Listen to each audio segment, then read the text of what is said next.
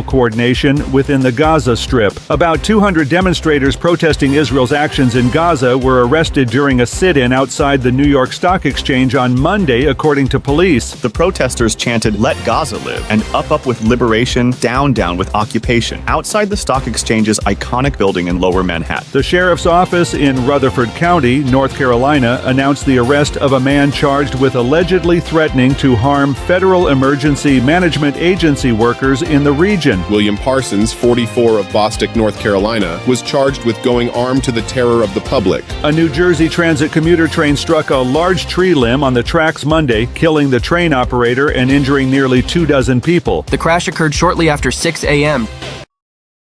The opinions expressed on this program are those of the host or guest and should not be interpreted as statement of fact. Independent fact-checking and corrections are encouraged. Can we get a cup of coffee in here, please?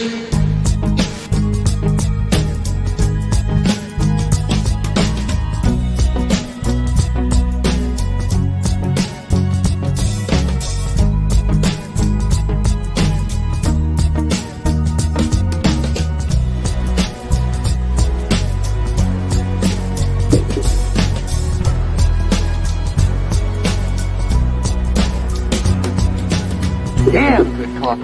And hot. My dog is your mind's best friend.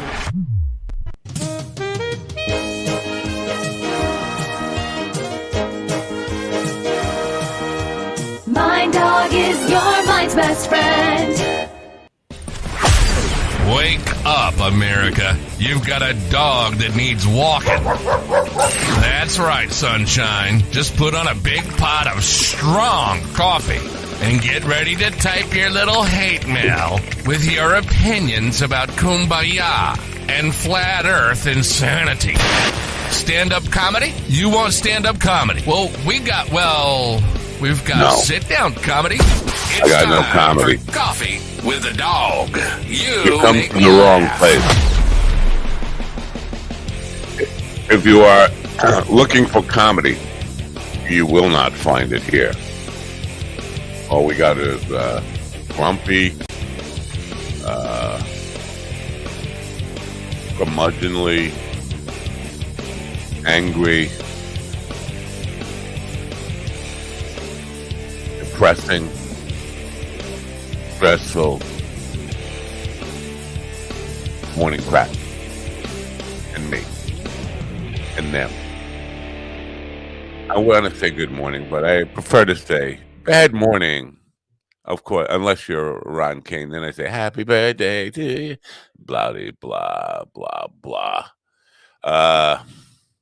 There's no reason to go on. We're doomed. We are doomed. The world is coming to an end, but not fast enough. And that's the show for you. Thanks for coming in. Have a great day. Hope world comes to an end before the end of this day. And if it doesn't, we'll be back tomorrow. Thanks. Bye for now. I don't know. I'd like to say I wake up in a bad mood, but I don't wake up. I'm not awake right now. I'm dreaming this. I'm dreaming this fucking horror movie. This daily fucking horror movie that never ends. It's called Doom. Endless Doom. I can't wait till November 6th. I really can't, but I'm not even sure I'm going to make it to November 6th. The stress, anxiety. We have a guest for you later on today in 10:15. Robert Hunt. He's the accountability guy. He wrote a book that says, the title of the book, Nobody Cares Till You Do. Now, I've cared. I cared for 64, almost 65 years. And then I stopped caring. And when I realized that even though I cared a lot, still nobody cared. He's a big-time Christian and probably going to be bringing a dose of Christianity to the program, to which our birthday boy will say, go to Texas. I don't know what he's going to say, to be honest with you. In Texas, all evidence points to Robert Robertson's innocence. Texas is still going to kill him. Why not? That's a birthday present for Ron, who loves the death penalty. He loves seeing people killed. He's like that old man that I saw on Twitter yesterday. Old man who shot a pregnant woman who was running and saying, "Please don't shoot me. I'm pregnant. I'm going to have a baby." And he's he's walking free because he's in one of the states where you got a right to kill people. The right to kill people. He said, "Yeah, she was begging for her life. Yeah, I shot her anyway." And he's on the news. I think they were coming to rob him, to be fair. But it didn't seem they weren't armed. They were running for their life. Shot her and her pregnant, her fetus, who no longer. I mean, we're against abortion, but it's okay to shoot them. Babies, I'm talking about. That's fine. I shot her anyway. Thanks for having me on the news. Let me restate. We're doomed. If you're an optimist, fuck you. No, I'm jealous, to be honest with you. I'm just jealous. I would love to know how you be an optimist. I woke up this morning thinking, you know what? And I again, woke up is a relative term. I started the brain actually having thoughts. Put it that way. Thinking, I kind of wish I could be a Trumper. I really do. Must be wonderful to live in an upside down, bizarro world where everything that is true is not true, and everything that is true is untrue. I can't do it. I just can't do it. I can't bring myself to do it. So this is. I think Ron turns 22 today, something like that. 23. He just looks old because the stress is getting to him too. He's not my age. Listen, blah, blah, blah. I don't know. If you don't want to keep watching, I don't blame you.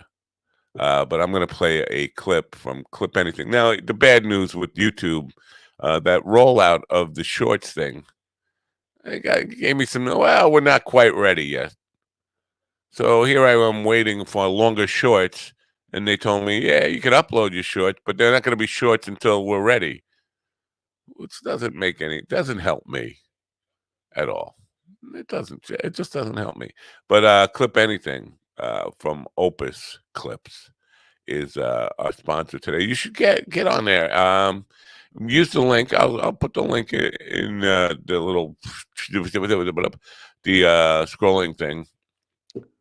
But there's a link in the description you could click if you were so inclined. We are launching memberships of the program. I don't know what YouTube has these memberships.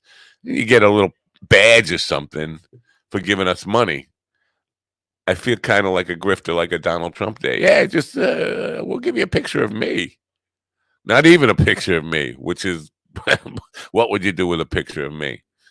I'll talk about the picture of me when we come back after the commercial, and we'll meet Ron, birthday boy Kane, and we'll all sing to him. Well, GD will sing to him. We'll just I'll probably just talk about doom.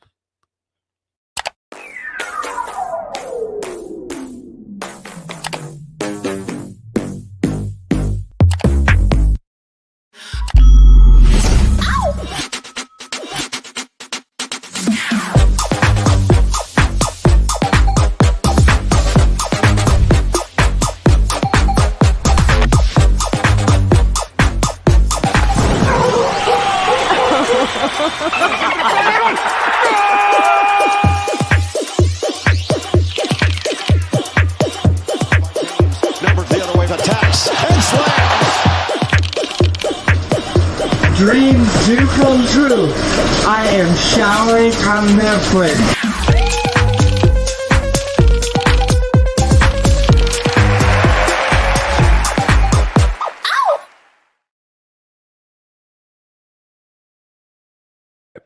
Thanks for coming. Have a great day.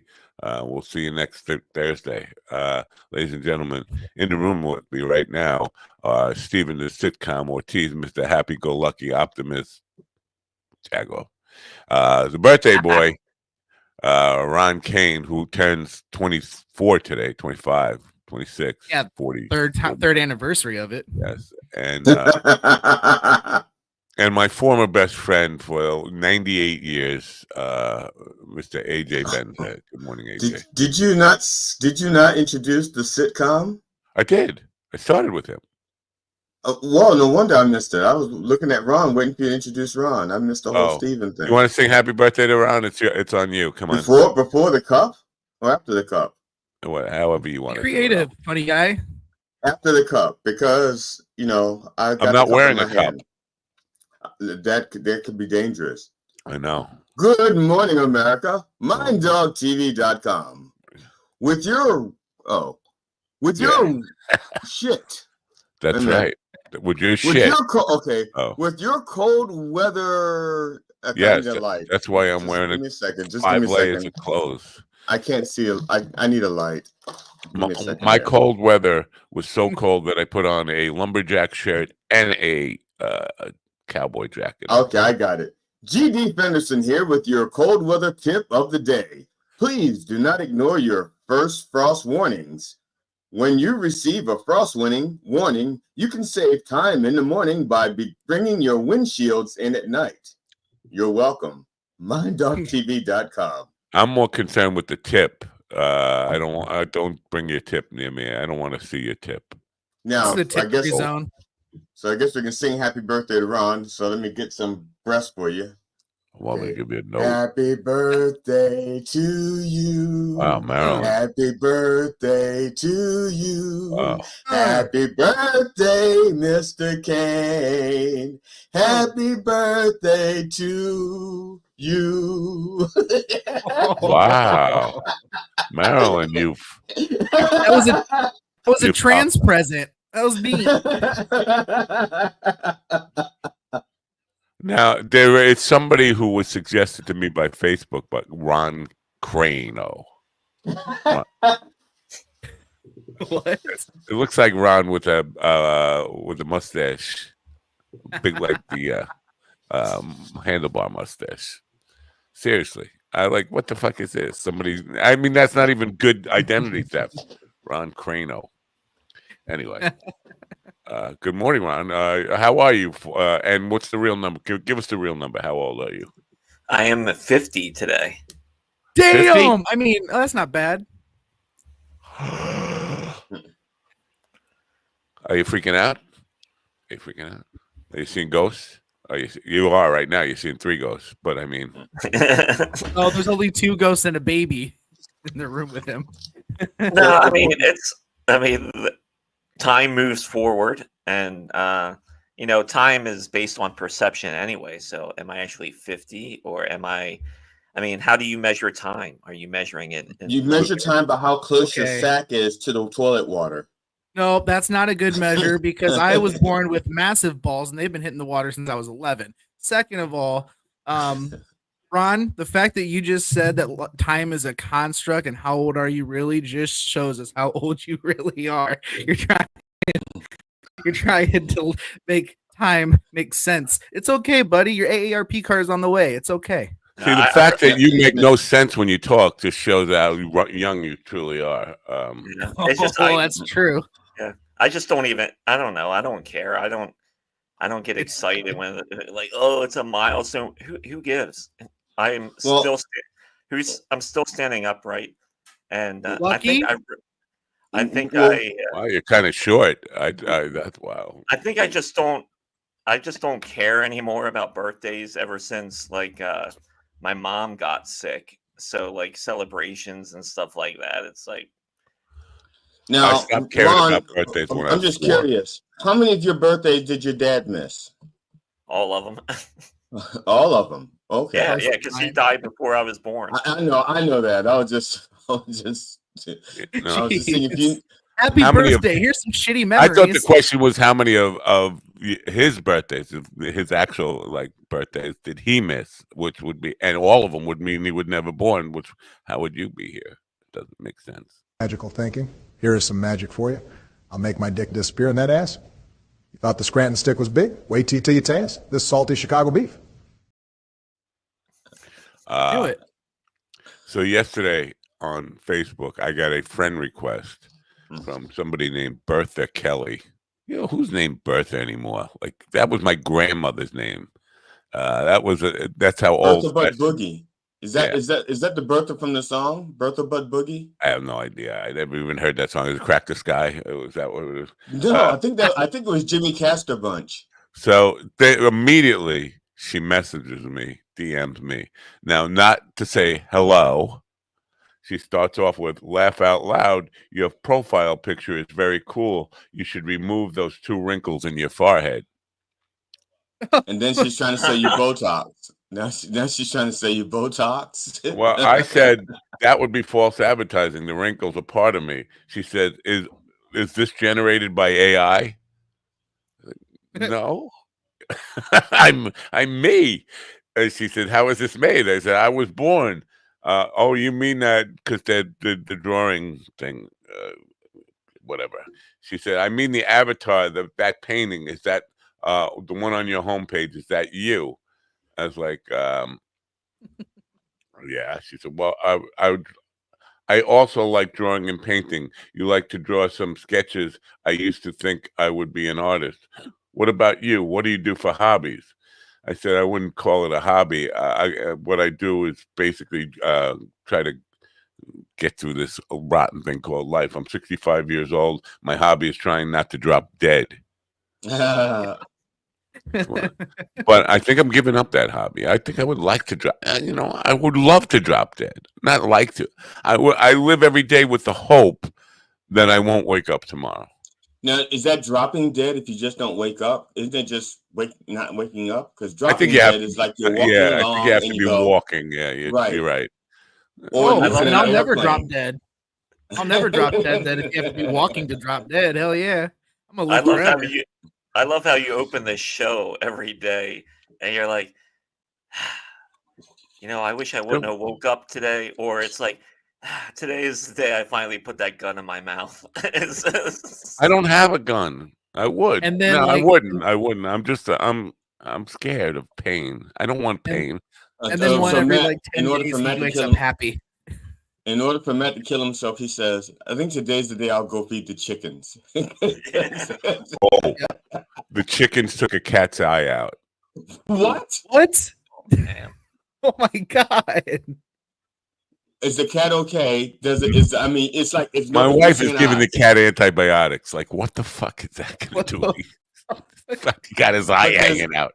He got his eye pecked out, like I do every day. But it's a different kind of Jesus Christ. Oh so did you take the cat? I take it you didn't take the cat to the hospital. No, that's not my. No. Oh, hey, Bill, you just missed that. Matt's cock took the pussy's eye out. No, they're not cocks. They're hens. None of them. No cocks in there. His chicken pecked the cat's eye out.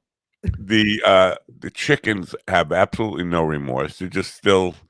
We fucked up a cat. Yeah, it's what we do. It's kind of like our hobby. That's street cred. That is coop cred. Yep. Yeah, that's the kind of shit. I don't know that they have a coop. I have no idea where they go, or if they go anywhere. It's probably like at someone else's house. They probably killed the owner. They still have the coop there, and they go like, "Who's going to feed us now?" This is none of the yards. The other owner. None of the yards in the immediate vicinity have a coop in them. I've checked because I want to know where these chickens come from. There's no fucking coops around here. I don't know where they go, but I know. Chickens can fly. Okay, how far? About 50 feet, I think. Yeah. Yeah. That's as far. The farthest I've ever seen a chicken fly was about 150 feet. Turkeys fly too. And turkeys are scary when they fly. They're like pterodactyls with their wingspan. They're like really scary. But they don't. But they don't fly on WKRP in Cincinnati. Those turkeys didn't fly. I wouldn't. You didn't see the Thanksgiving edition. They had a turkey giveaway, It's And not. so they took that That was helicopter. before my time. Before my time. Oh. Oh my god! I just swore turkeys could fly. That's still a funny bit. That is still a funny It fucking is. bit. It is. It's hilarious. And that bit's like almost as old as you are, Ron. Oh yeah, I know. And I remember seeing that because it's always come up. And I would love to know who pitched that in the writers' room. Yeah, that's true. That's true. Yeah. That routine is probably older. See, Bill knows that episode. Too bad for you, Stephen. You weren't even born when that episode came out, probably. I wasn't I wasn't watching TV in those days. I was actually. No, you were busy. You weren't watching television. You was watching your Lonnie Anderson poster.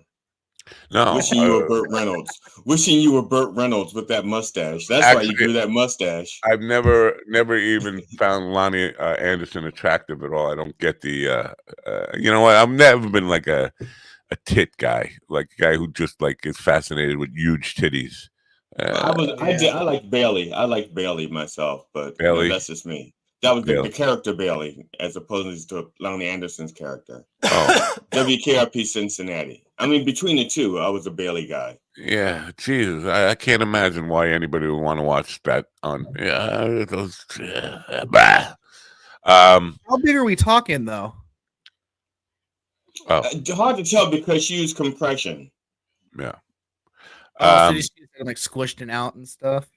Right. I think so. I think she was actually an A cup, but they squeezed them so hard that she became like a C. Yeah, see, none of that sounds attractive or fun to me either. So back to you, Matt. Yeah. And her blonde hair wasn't really her blonde hair; it was bleached. When I walk out the door, the chickens run at me like they want to take my eye out. And it's a little intimidating. And I did find myself running back in the house, being scared of a pack of angry chickens running at me. They're not angry, though. They think there's birdseed. And then there's, I don't have any. And then they get angry. Yeah. See, that's how Matt's going to commit suicide. He's going to walk out with an empty feed bag, and the chickens are going to run to him, and he's going to turn the bag over and. This is why I keep you around for ideas. This is why you're the idea guy. Thank you very much. Why don't you just train these chickens to guard your property? They are. That's why the cat is incapacitated. Oh, okay, the cat. The poor cat. You know, this show needs to get young and hip. Okay,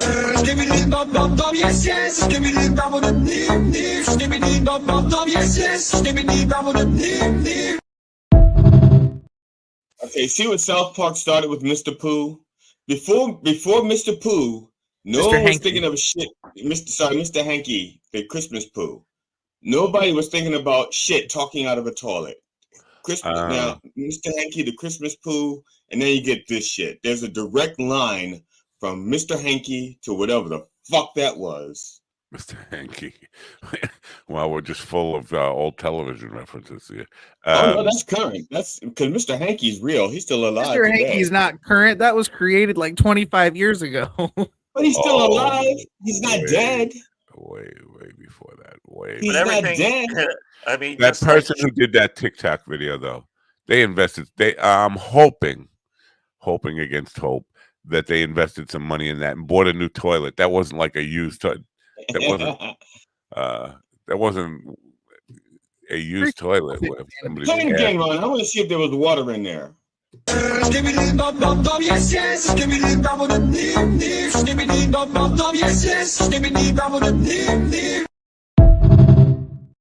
water in there. It looks like there's something white, like there's a no white.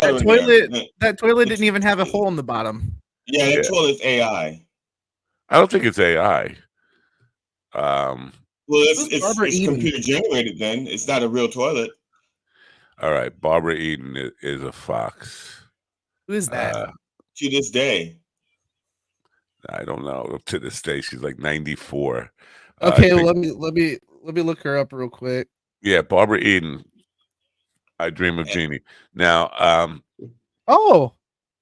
Yeah. Oh yeah, she's still kind of a babe even now. I'd knock the dust off that. Not even now. No. I'd knock the dust off that and grab some Vaseline and go to town. I don't She's think you drier would. than the Sierra right now. Yeah. Isn't the Sierra flooded right now?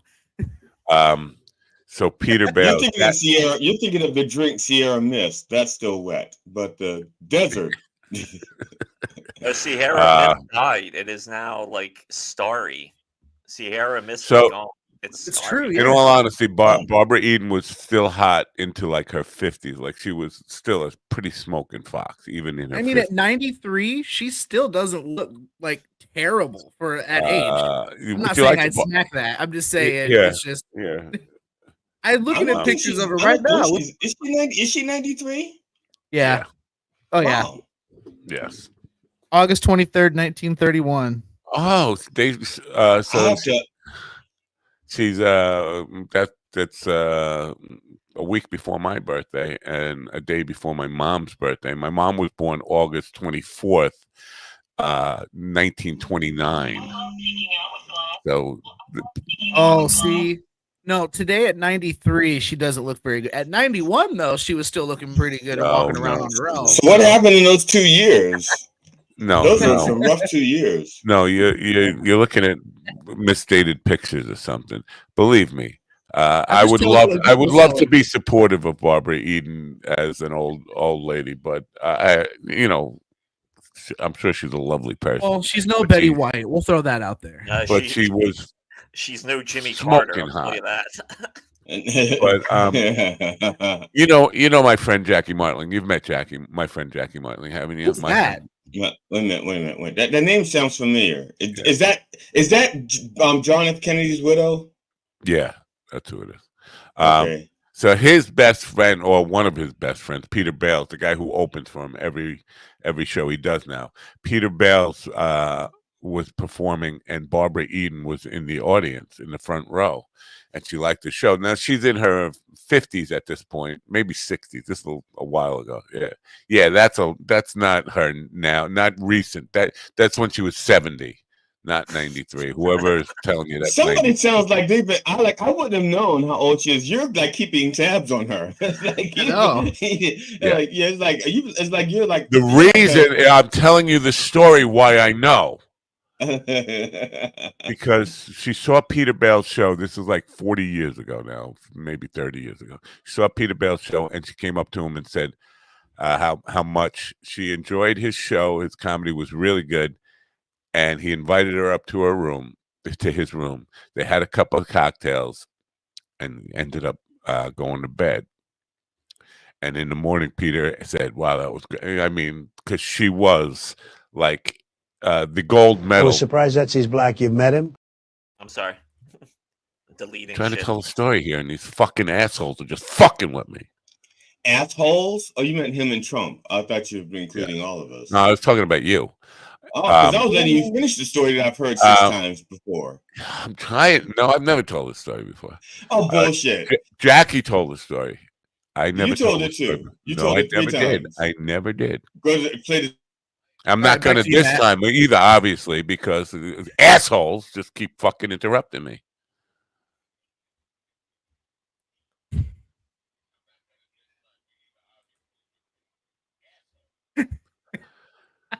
So they had sex, and in the morning, Peter Bales said, I really like your phone number. And she patted him on the head, like, "Oh, Peter, let's just leave it as one night for now." To me, that's I scored the hottest chick who ever lived. All right, she was past her prime. That's a good thing, like that gold star for that. But then she treated me like a lost puppy and said, "Don't ever call me again," which is kind of like take the gold star down, shit on it. That's terrible. Yeah, also, you told this story when I was just starting on this show. Never did. Jackie did. Oh, it might have been Jackie. You're probably right. Yeah. Jackie tells it better. Just for yeah. the record, Jackie tells it better. That's right. He definitely does, because he was there watching the whole time. He's got video. He's got the video. Ew, that's cocky. The thing is, he busts Peter's balls about this all the time. I am reluctant to even bring it up. I mean, I don't know how to. I don't know how comfortable he is with just having his balls busted about it. But Jackie is relentless about it. But I can't even say that's what friends are for. Especially if Jackie is the one who is the headliner and Peter is just an open or a feature. At that time, Peter was he was the headliner that night that she saw. So yeah, but I mean now Jackie is like the headliner and Peter is just a tag along. Yeah, Jackie can bust his balls all he wants. I guess you're right. You're allowed. That comes with the territory of being a headliner. You're allowed to bust your features balls all you want. Those are the rules that they were explained to me. Jackie Martling Oasis. What do you mean? What does that mean? I think he bought tickets to Jackie Martling or Oasis. To Oasis. To Jackie Martling's cover of Oasis. Jackie Martling is covering Oasis songs, but he's doing it in the form of a joke. So he's like telling all of their songs with punchlines. Yeah, as one-liners. So it's almost like if I said I fucked Raquel Welch, is she dead after she died? Yeah, well. God. I've got one of those stories, but I can't tell it here.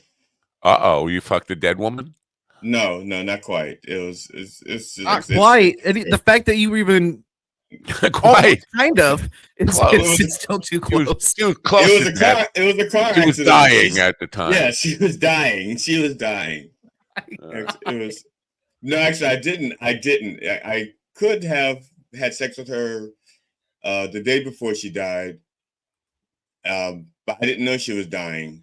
She was a friend of the woman I was with at the time, and she came on to me really heavy, really attractive woman, and she goes, I'll never tell your girlfriend. She'll never know.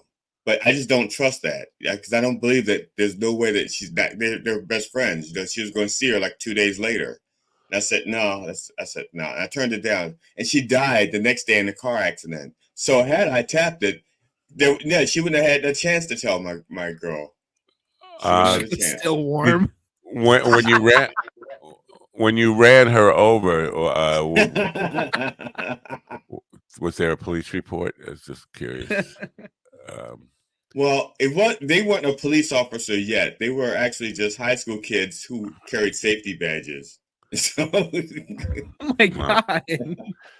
Ian's in the chat room, and he actually laughed at something you said. So that's the first time that's ever happened.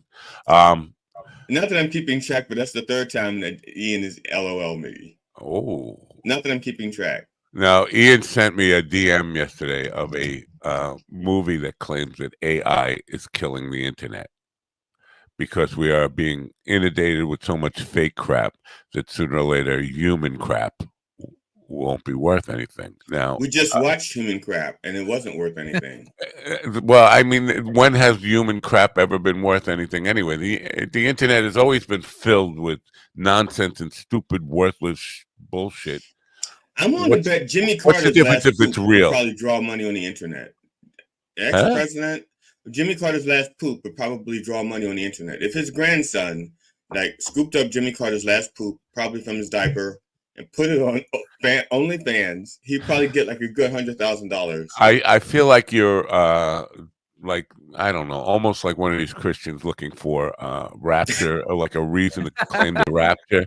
Like everything is based on Jimmy Carter because he voted. He was going to die after he voted for Harris. Then he voted for Harris. He's still alive. It will 100 years from now, we'll be dust, but Jimmy Carter will still be like, when Jimmy Carter picks his nose again, he'll die or whatever. My wife seems to think that now that because he said he wanted to live long enough to do that. Now my wife thinks that he upped the ante and he says, well, I want to live long enough to see her inaugurated. Yeah. And then then that could give him like eternity, because what if she doesn't win this election? Democrats don't usually run the same person twice. Republicans, if they lose an election, they'll run them over and over and over and over and over again. Democrats, I don't think have ever run a person who lost an election a second time. Give me other than Nixon, somebody who lost and they ran again. Trump. He lost last year. He's running again this year. Oh yeah, True. that's right. Yes. I met Jimmy Carter like 12, 13 years ago at a Habitat for Humanity event. He was the nicest guy. I couldn't believe that he was still building houses at his age then. Like, crazy.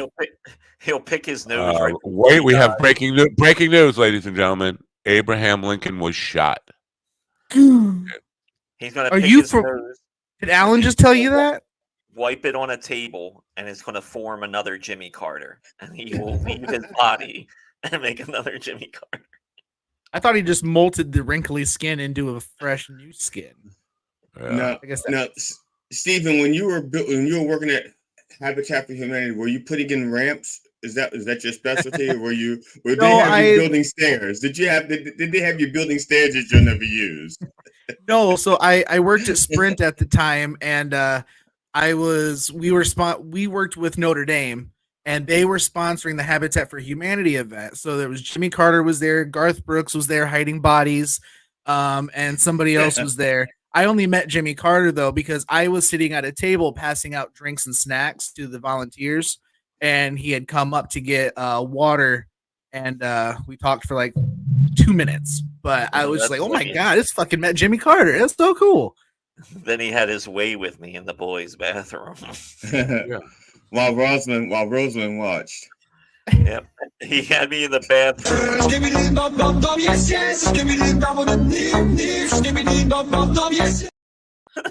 Actually, and then Garth Brooks came in singing sweet tunes as I was crying for help. As he made me a man. All my exes. Get over here, boy. Oh my God. Yeah. But coming back to that little thing, that if the Democrats don't win this election, I'm really feeling like they're not gonna. I don't know. I'm not giving up hope because I'm not putting that energy into the universe. You're right. I'm doing everything I can short of something that if I say what I wouldn't do, I would get banned on TikTok and Facebook and YouTube for saying what I wouldn't do. They would still ban me because he's looking more and more elderly day by day. Oh my God. And I agree he is, but the alternate reality, the people who live in bizarro world don't see that. They think or at least they just buy it. The thing I'm just reading on Twitter, and it's absolutely true. The worse he gets, the stronger the propaganda gets. Sean Hannity said one of the all-time greatest moments on the campaign trail. Trump absolutely schooled Bloomberg's editor. He didn't even answer any single fucking question that was asked. He went off on his dementia. Thanks for asking a question I'm not going to answer. I'm just going to answer something about I should have been man of the year 100 years ago, and they didn't allow me. I mean, so he goes off on these bizarre tangents, and then they come back with, oh, it's the greatest performance ever on a campaign trail. The worse he gets, the stronger the propaganda gets in the opposite direction of reality. That is fascism 101. That is fascism propaganda 101. The bigger the lie, the better. If you want to lie big. Right. So yeah, I agree he's getting worse and worse, but the people who see him just see who are for him, it's getting better and better. He could shit in their mouths and they'd be happy about it. It's like an elderly fetish. He told California last week. He told them if they have an emergency, he's going to block funds to help them, and they applauded. They applauded. Thank you for shitting in my mouth. Well, to be fair, the audience could have been bored to death by that point, and they probably checked out, and they weren't even listening. So they woke up and said, "Oh, it's time to applaud," or what did he say? Have you when you're in class and have you like seen when all you're the sleeping? videos of the people behind him and like people just checking their phones and stuff while he's just fucking rambling about God knows what. I watched the video. They showed the 40-minute version on television of him, at the Pennsylvania rally or Pennsylvania town hall, that was more like a dance hall, but no one could dance. Right. There's It was a bot ball. I never felt so embarrassed to be a black man in my life. There was a black woman there, and she's doing this. And I'm thinking to myself, first of all, you've never ever fucking listened to any of those songs. And if you have, we're taking your black card. You know, she was just like moving, like she's so happy. And the people they interviewed on the exit interview go like, I loved it. I loved it. This was great. It's like, what the fuck? When my wife and I was watching it, and I had a theory to begin with. But the more I watched it, the more I began to shoot down my own theory. And my theory was that Trump has seen, he knows that his rallies have been sucking. People have been leaving, but he knows that Harris's rallies are fun. And she's been called the joyful warrior. So my theory was that this was his attempt to be joyful and have a party. And so he was trying, and my wife goes, but it wasn't joyful or party. I said, no, I said, he's a narcissist and he's mentally ill. This is what he thinks fun looks like. And that's what my theory was. And then I watched, I said, no, he's just gone. He's just fucking wasted. That's it. There's nothing, there's nothing in the balloon. It's popped. Yeah. Do you think Kamala is going to show up on Rogan's? She said she would. She hasn't backed down yet. I think it'll happen. She's going to Fox, and then she's gonna go on Rogan. Yeah, and Rogan has said a lot of good things about her too. Okay, no, that's it. Yeah. The end is near. The end is nigh. The end is nigh. That is absolutely true. He has said that on his podcast. That he has not say anything good about her other than she won the debate. Other than that, he has been saying she stacked it so you can't find anything negative about her on Google. She's an idiot. It's basically applying the Trump characteristics to her. She can't answer a question. She's incoherent. I do follow Joe's comments pretty in the clips that they put out from Rogan, which are all negative about her. The only thing positive he said about her was that she won the debate. And dude, she won. You lost. That's all he said. Yeah. Other than that, he hasn't. He has said stuff. Give me a quote. Give me a quote. One quote in front of me. But he's even said before you won't find one. Google it. That she'll win. He's even said before that he thinks she'll win. Right. Well, he did say that she won the debate. I don't know if he said that she would win the election, but that's not saying something positive about her. That's saying what he thinks the outcome will be. He has not said anything remotely. He thinks it. He has gone completely. If you listen to him, he has gone completely to the idea that everything and anything the Democrats propose is wrong and evil. And this is completely the opposite of the person he used to be, because he used to be I would agree with that. Democrat. I would agree with that because he does lean into that right stuff. Like it's always this side's fault. And that's why when I hear that, it's like, well, you claim to be a comedian, but then you're really not if you can't handle the heat from the side that you're behind. So, right. And how wild? I mean, really, either if both of them go on his podcast, it's not going to get that crazy because they're going to have meetings. They have meetings beforehand saying you can go into this area, but you can't do this, and he'll have to go by that. Excuse me, gentlemen, may I read something real quick? This is in according to Newsweek. This is according to Newsweek, and these are things that Joe Rogan has said positive about Kamala Harris. Oh, good. It says here, in September, the podcaster praised Harris and her presidential campaign team after her debate with Trump on September 10th. Quote, whoever is helping her, whoever is coaching her, whoever is the puppet master. Wow, that's complimentary. Yeah, that's really positive. Yeah, amazing job. They did an amazing job from the moment Biden drops out, close quote. Right. That's what he said. And then there was follow up to that where he said, absolutely, she's incapable of being that good on her own. There have to be people helping her. She has to have a team of people who are telling her what to say. That's a It says follow-up to here, that.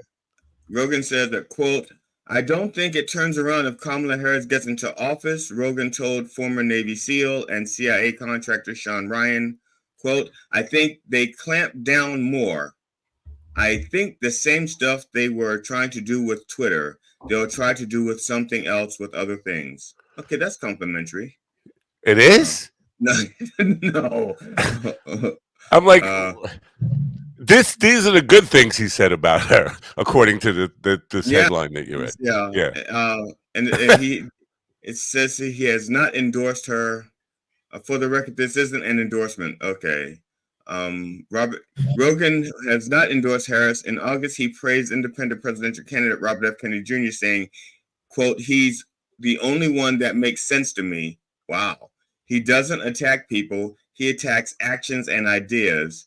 And animals. I'll say, but he's much more reasonable and intelligent. The podcaster later clarified that his comments were not an endorsement of Kennedy, who has dropped out of the race. Okay, this is they mislabeled it. They said he didn't. Okay. Well, you know what? I hate to agree with Rogan, but RFK Jr. has never really made it a personal vendetta about anybody in this stuff. It's conspiratorial ideas and all that kind of stuff. So I think he's right. He does not. He's not like a Trump, like calling people stupid and whatever, and coming up with stupid, doping names for people. I don't think he's the only one who's ever done that. I think before Trump, that was kind of the norm. I mean, people just didn't go out and do personal attacks like your mother's a skank on the political trails. But Rogan's he's not a very educated guy. Yesterday, he said she was the worst vice president in the history of America. It's like, sorry, Joe, you failed history. Yeah. Who do you think his wife is voting for? I don't know. Who's his wife? I mean, I know she's Robert Schimmel's daughter, but I wonder who his. I just like especially behind the scenes when he's not on the air or whatever. I'd be curious to see what his wife is like. If you would think, having Robert Schimmel for a father, she would have grown up very progressive. You would think that. I mean, Robert tainted toward being an optimist. Yeah, right. And Joe has 2 daughters as well. Right. So, well, here Gary Ismans, who's been on this program, is a brain surgeon and a teacher of neuroscience at University of Virginia. He put out a thing this morning about the wrath of 167 angry women. My take on it, in the twisted reality where I live, women are eagerly going to vote against their own rights and want to go back to being property. They want to go back to having no right to vote. They're going to vote to take away their own right to vote. They're going to take away voting to take away all their rights. It's a very bizarre feminism.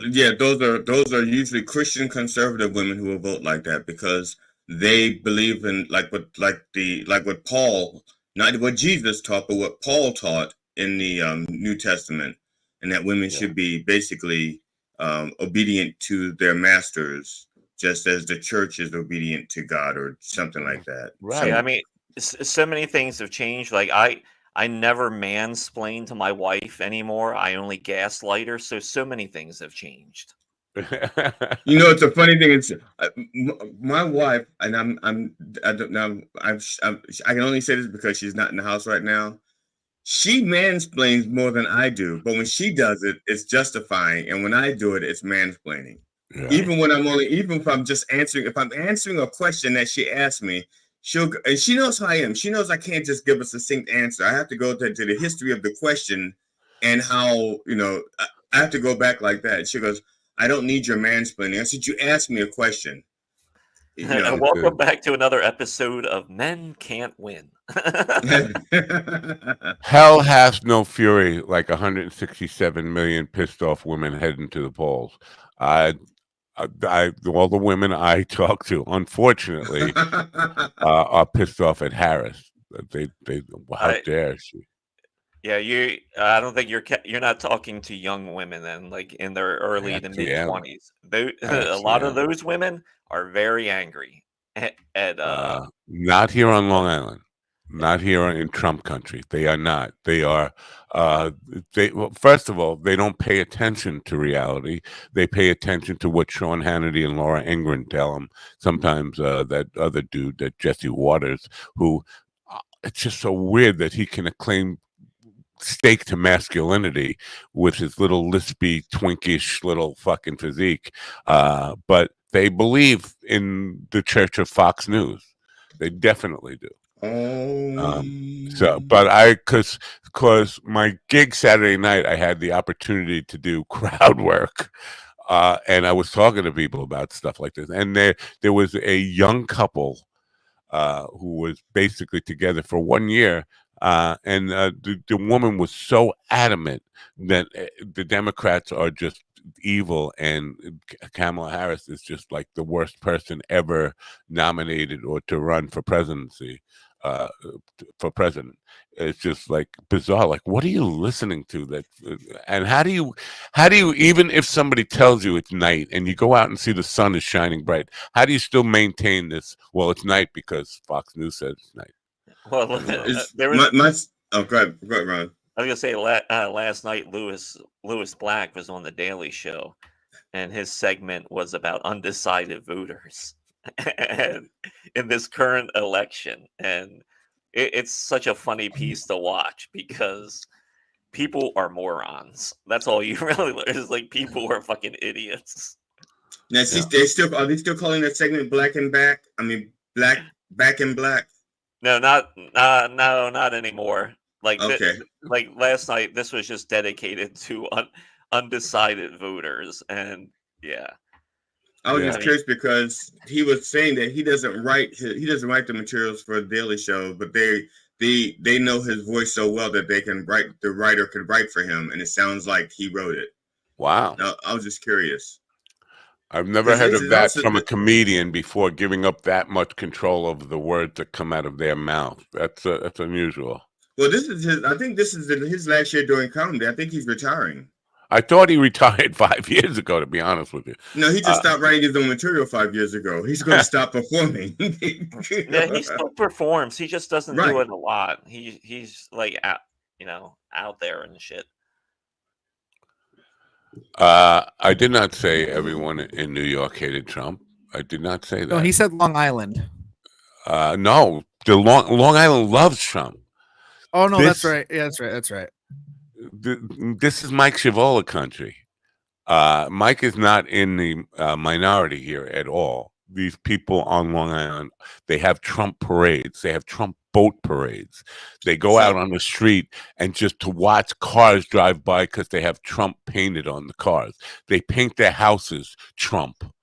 So this is like a Long Island is the place to be. Yeah. Loving Trump is a life for me. That's right. It. To be fair, I am disconnected from New York State proper, and upstate New York is definitely Democrat. I think New York City is highly Democratic because they keep electing Democratic mayors, and I think that's where that's why New York is a blue state still, because New York City votes and they have a lot of people there.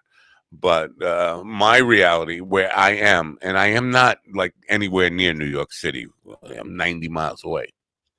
You're still in chicken country. You're where chicken rule. But here, it might as well be Texas here. I mean, it is so fucking Trump country. I feel almost threatened. So if you go by property wise and acreage, it's Trump country. But if you go by population, it's blue. It's a more blue. New York City is anti-Trump because that's where he's from and they know him. That's like, yeah, we know that guy. He's from here. Fuck him.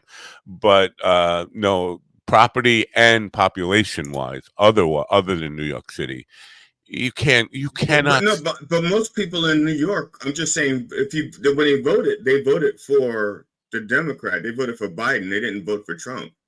That's what I mean by population-wise. Yeah, but that's New York City. That's a very concentrated area. But they're part of the state, is what I'm saying. If you did the whole state, acreage, Trump, people, Democrats or anti-Trump. Yeah. If you paint the whole state. By Texas standards, 90 miles is close. Yeah, that's true. Yeah, that's absolutely true. Let's talk about Ron's favorite subject here. All evidence points to Robert Robertson's innocence. Texas still plans to execute him. Yeah, we know. Ron, is that okay? Is that you support that part of the death penalty? We know. I mean, there's the overwhelming evidence points to his innocence.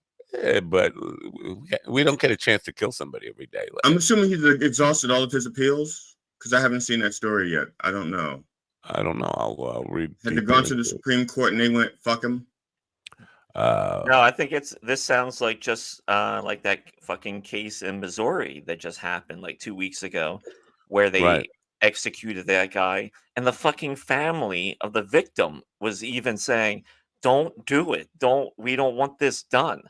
And they still went ahead and did. No, not just the family, the prosecuting DA, the DA's office. Exactly. The DA's office said give him a stay. That's what I'm saying. They could have given him a stay, even if they didn't exonerate him, just to look at the new evidence. Yeah, and then there was another fucking case I read about recently where the guy was in jail for 22 years or something like that, ridiculous. And they found evidence that exonerated him, and he's still in fucking prison on some loophole. Like the judge won't let him go. It's like he's fucking innocent. Let the fucking poor man go. You fucking. And you know what the loophole is probably is he owes money in the commissary, and they can't let him out while he owes that $32 to the commissary. He has to work it off at 10 cents an hour. Yeah. Or he might be he might be a little too dark for them, maybe. A cacophony. Any of you guys got a cacophony I can borrow? A cacophony of voices is demanding that Robertson's execution be stopped, most notably the body that typically wholeheartedly supports the death penalty. So, these are pro-death penalty people who say, no, everything in this case went wrong. Yes, he's out of appeals, and they're going to, I don't know how to kill. I think you mispronounced it, Matt. It's cacophone. Oh. Yeah, it's a shit phone, a shitty phone, cacophone, shitty sounds. So I don't know how they put people to death in Texas. Is it injection or is it foul mouth? They make them watch. They just make them watch. Yeah, they make them watch Kill Tony. I mean, it is a state that hates personal freedom, so I mean, it makes sense. Yeah. Yeah, this is my this happens more than we realize with the death penalty. It's my main reason for being against the death penalty. Like I'm not like over sympathetic to guys who are just a piece of shit, mass murderers, people who kill children and all that kind of stuff. But they get it wrong too many times. Our justice system does convict innocent people. I would, I would agree with you, Matt. In like cases like this, he definitely should not be executed. I wholeheartedly agree. Like he should not be executed. But like the guy who murdered my dad, he had murdered several people. He raped several women, and he just rotted in jail. That's it. Right in jail, and we paid for him. I get that. I don't like that at all. But the other part of it is making the state murder an innocent person because there are bad people out there. It's a fucking tough thing. Yeah, it seems like it's a weird way to show, like you're trying to show an example, except your example is shitty. It's a shitty example. Now, Ron, if you don't want to answer this, that's fine. I understand. I appreciate it. The guy that murdered your father, was he ever up for parole? And if so, did you ever go to any of his hearings? No. No, he was never up for parole, or no, you never went to a hearing. I don't think he was ever up for parole, but I never seeked it out that far. I'd be like, hey, I want to see what's happening with this guy. And yeah, so I couldn't tell you. Would you, if you heard he was going up for parole, let's say tomorrow, would you, not tomorrow, but give you some time to, like, let's say next week, would you go? Probably not. I'll have to stick around for a minute to see what this is all about. But he loves him from Comedy Central. I think Bear Love. Listen, where's Otter Boy? Well, like I think he's like 5 minutes behind on Lewis Black. He doesn't say Comedy Central. He said Comedy Cartel. Is that like a new? Is that Comedy like Cartel? It's a. Is that Facebook something I don't know about? Huh? Facebook. Stephen. He knows Stephen Ortiz from Comedy Cartel. I thought we were talking about Lewis Black. He's talking about Stephen Ortiz, which is a whole different kind of comedian. So Bear Love, is that another code name for Zank? Is that what Zank calls himself?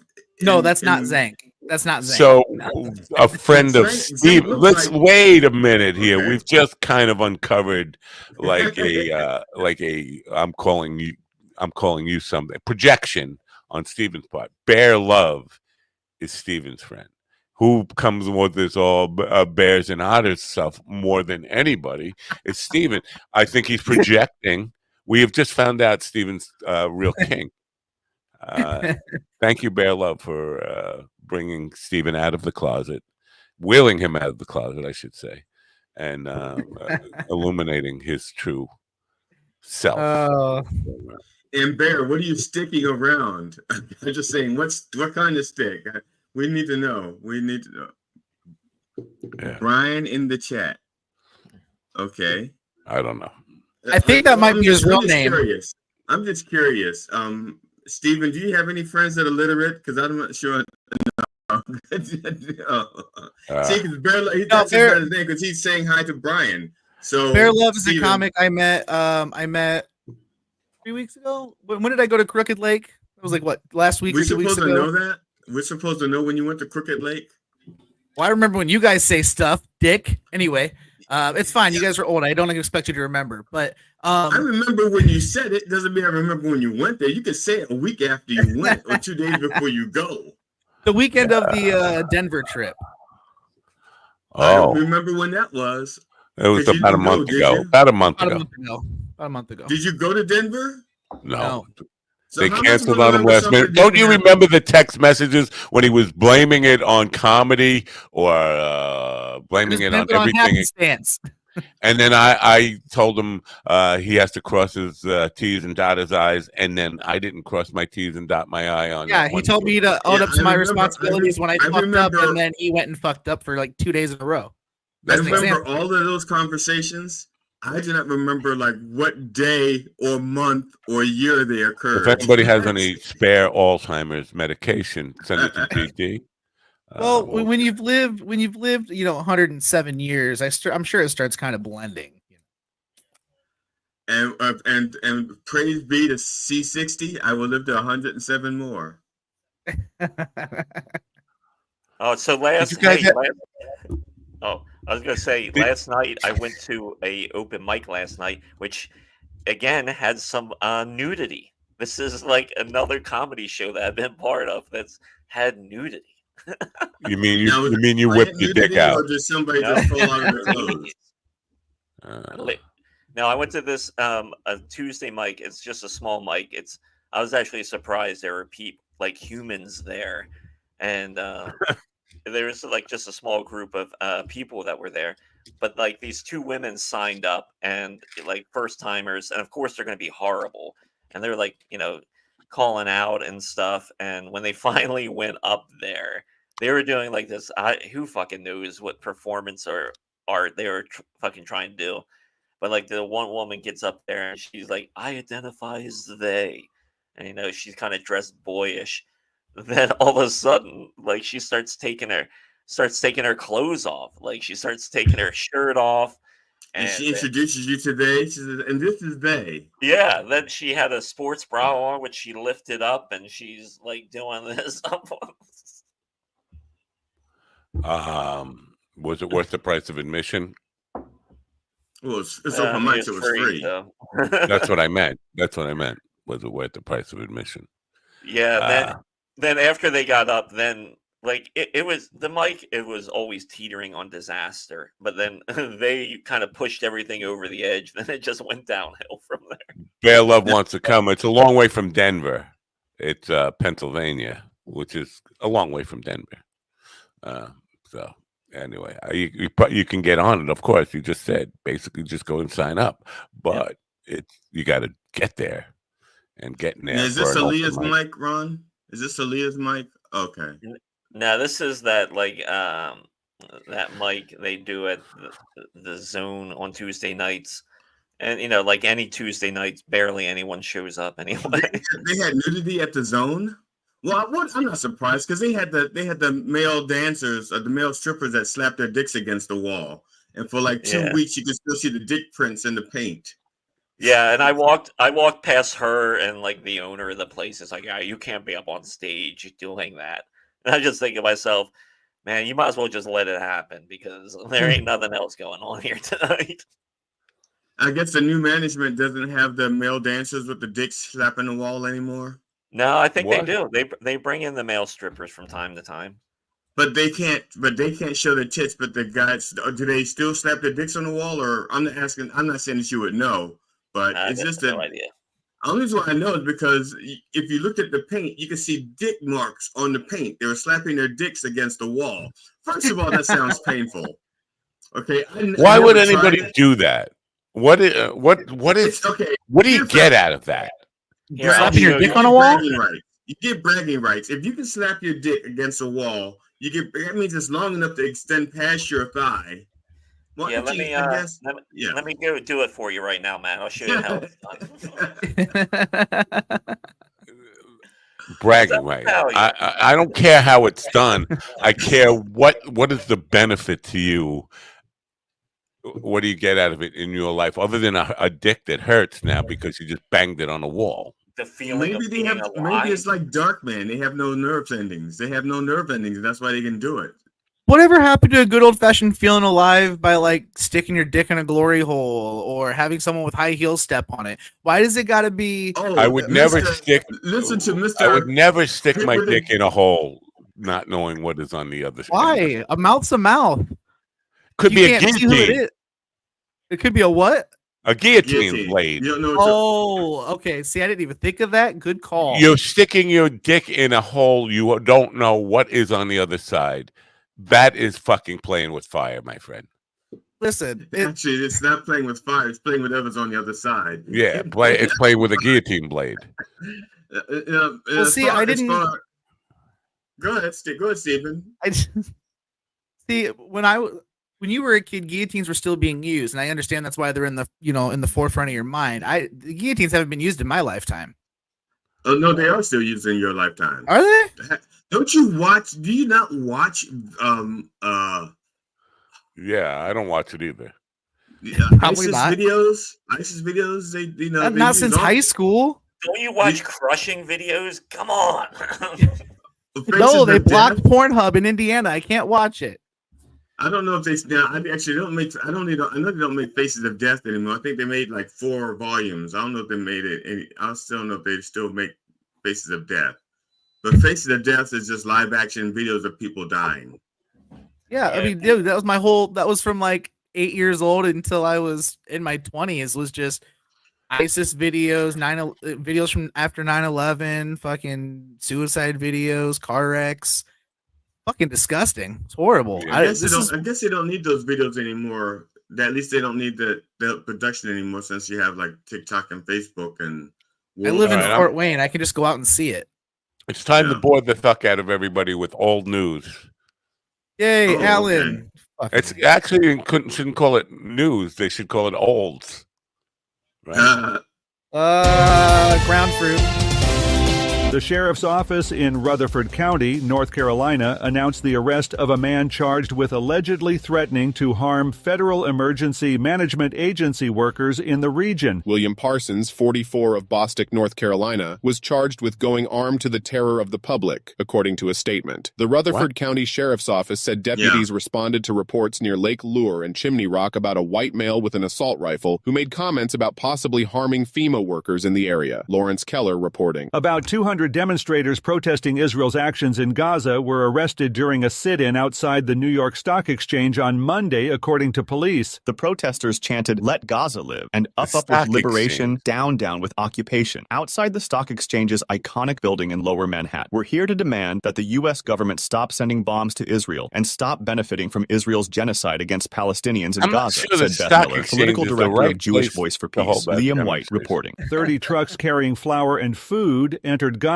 according to the coordinator of government activities in the territories, COGAT, the Israeli agency responsible for logistical coordination within the Gaza Strip. The aid was designated for northern Gaza, COGAT stated. However, a World Food Program spokesperson said the aid has not yet reached the intended recipients. Israel is not denying the entry of humanitarian aid with a focus on food into the Gaza Strip, COGAT added. Joseph Eckerson reporting.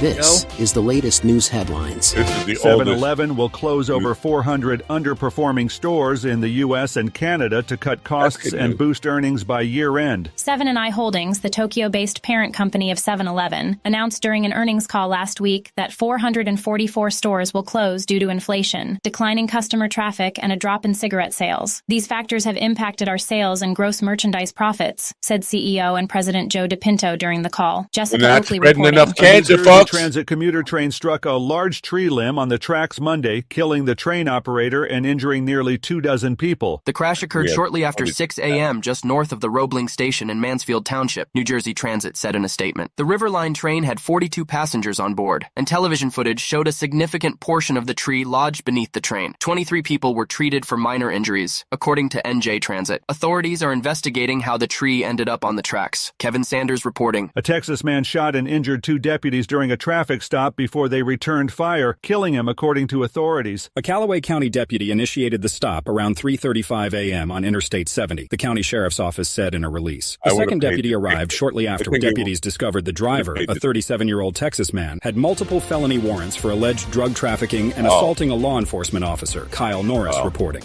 And that's the latest news headlines with Alan Edwards. We do have that train wreck.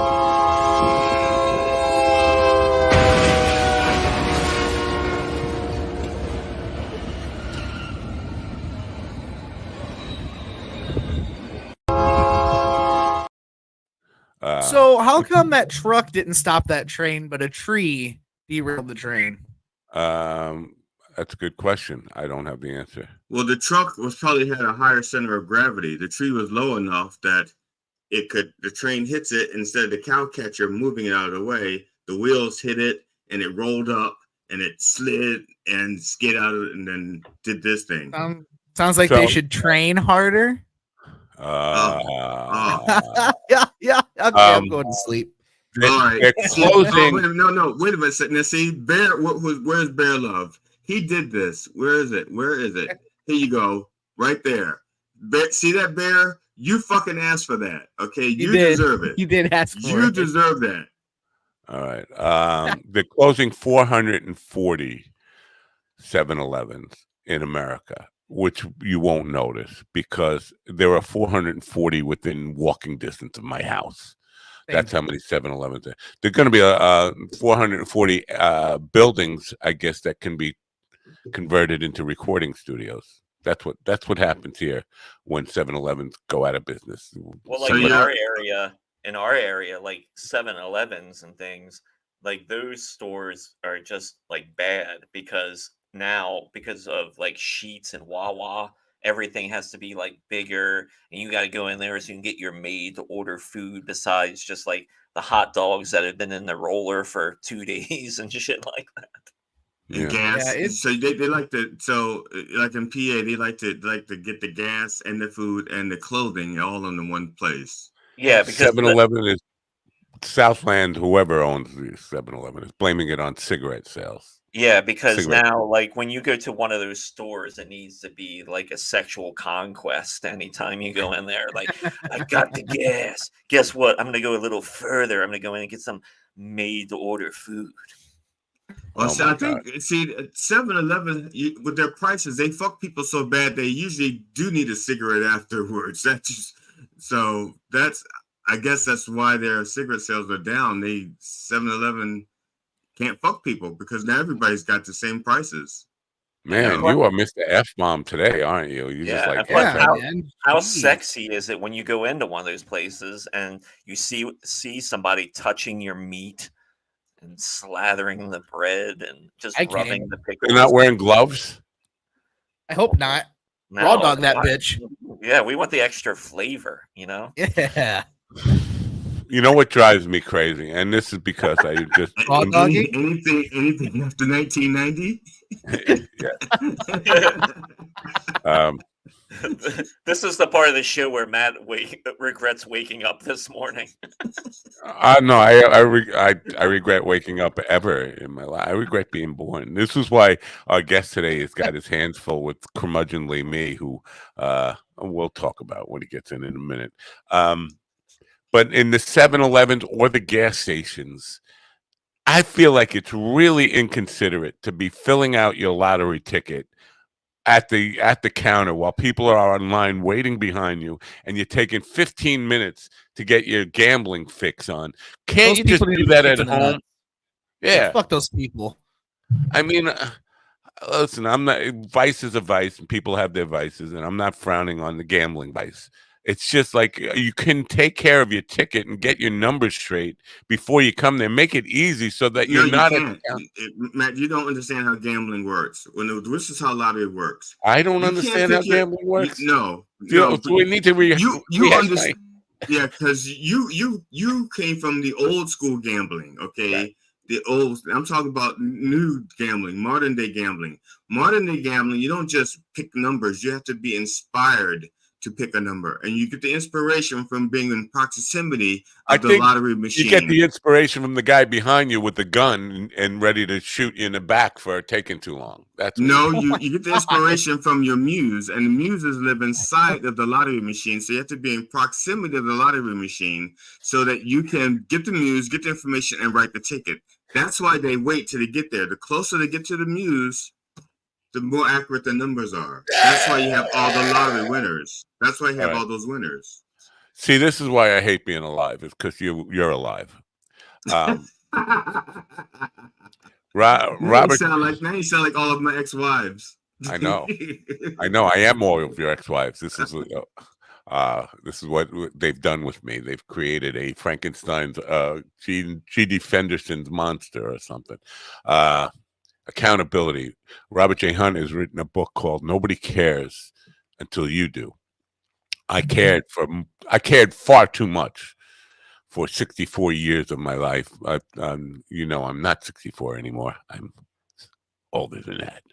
Way older. Yes, but I cared way too much, and I'm still here. I'm still the curmudgeon, negative person. So he's got his hands full in trying to talk to me about, and this might be a good thing. It's a good lesson for people. If he can make an impact on me, he better be able to make an impact on you, because there's nobody as negative as I am in this world, right? Basically, would you agree on that I'm the most negative person on the planet right now? The most? No, not even close. Wow. Who's worst? Probably most of the Democrats in red states. I don't know. We'll find out. Robert J. Hunt is the accountability guy and co-author of the book "Nobody Cares Until You Do." He is a business owner in the Dallas-Fort Worth, Texas area, and he helps leaders remove the things that keep them from being their best. So basically, he's here to fire you guys. Because you're what's keeping me from being the best. So, that answers my first question. I don't know what's going on with this layout here. Good morning, Robert. Good morning. Look at you with the bright, happy good morning. Did you not know what a terrible person I am? And I basically am a curmudgeon and bad morning. I wish everybody a bad morning. I don't believe in any words I can't spell. And curmudgeon is one of those. So, okay. Okay. Tell us a little bit. Now, I'm going to pull up the book while you tell us a little bit about your motivation for writing this book and what do you hope to accomplish? I own 15 7-Eleven stores here in the Dallas-Fort Worth area. Well, I might want to turn one of them into a recording studio if it's available. I've been running CEO peer groups since 2013. So 11 years now, I've been meeting with business owners and CEOs here in DFW, and I've learned about the concept of accountability and how that can be a great tool for freedom in our lives. Most people look at accountability in a negative light and think it's like punishment, like I'm going to hold you accountable. And what they're forgetting is that accountability actually gives you the power to change your life. When you live life as a victim, you're miserable about everything.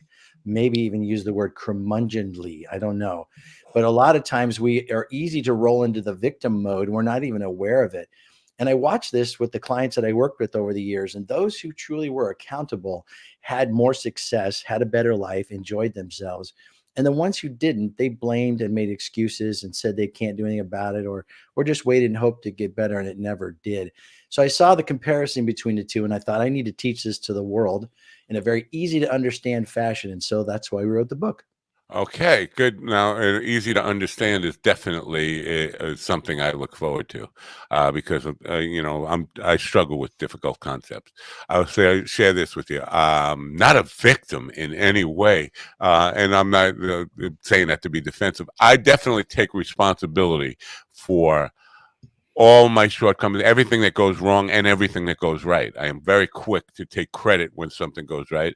I'm very quick to take the blame or responsibility when something goes wrong.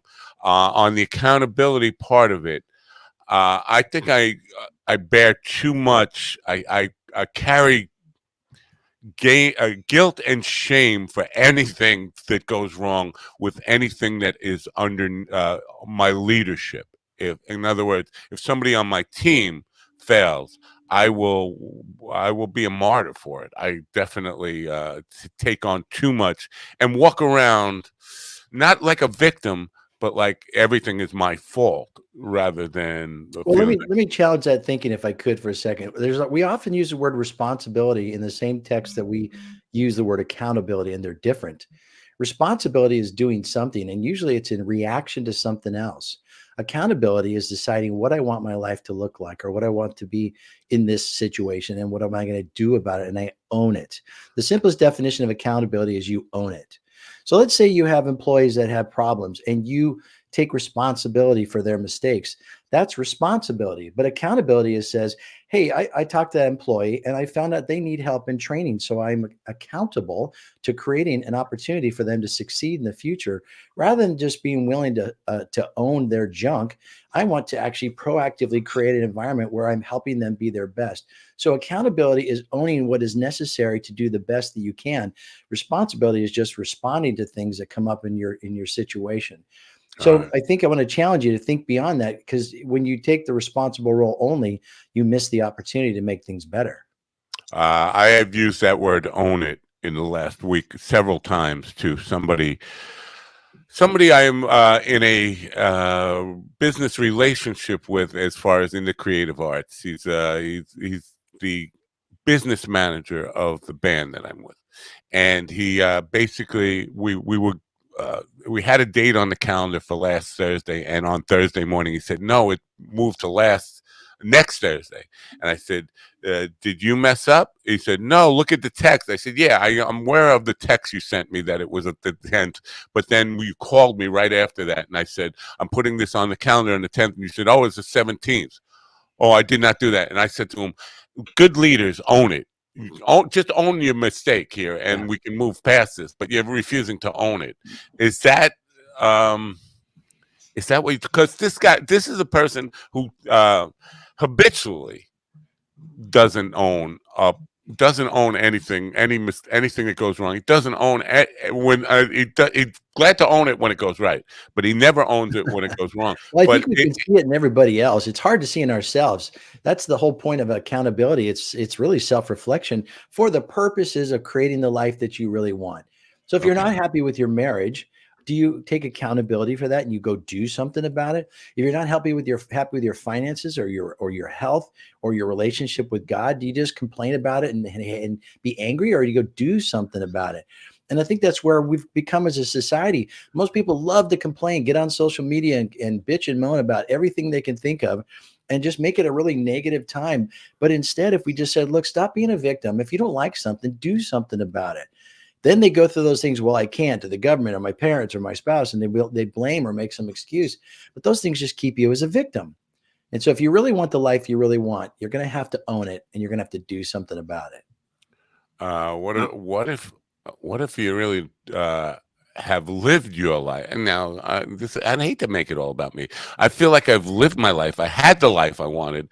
I had for a long time, and now I'm just tired. I'm just tired. I want to lay down and have people throw dirt on me. I was at a funeral last week, and I was looking at the corpse thinking, she looks awfully peaceful. I think I'd like to be there. That's the life I want, the life she's got. Well, again, being accountable to the life God gave you, you're still alive for a purpose. There's something going on for the next few days, months, years, whatever's ahead of you. But I think being accountable for your life would mean you don't give up. I don't understand why people retire. If you have money and you don't need to work, then get a job you love that makes more money and is fun, and then give it away.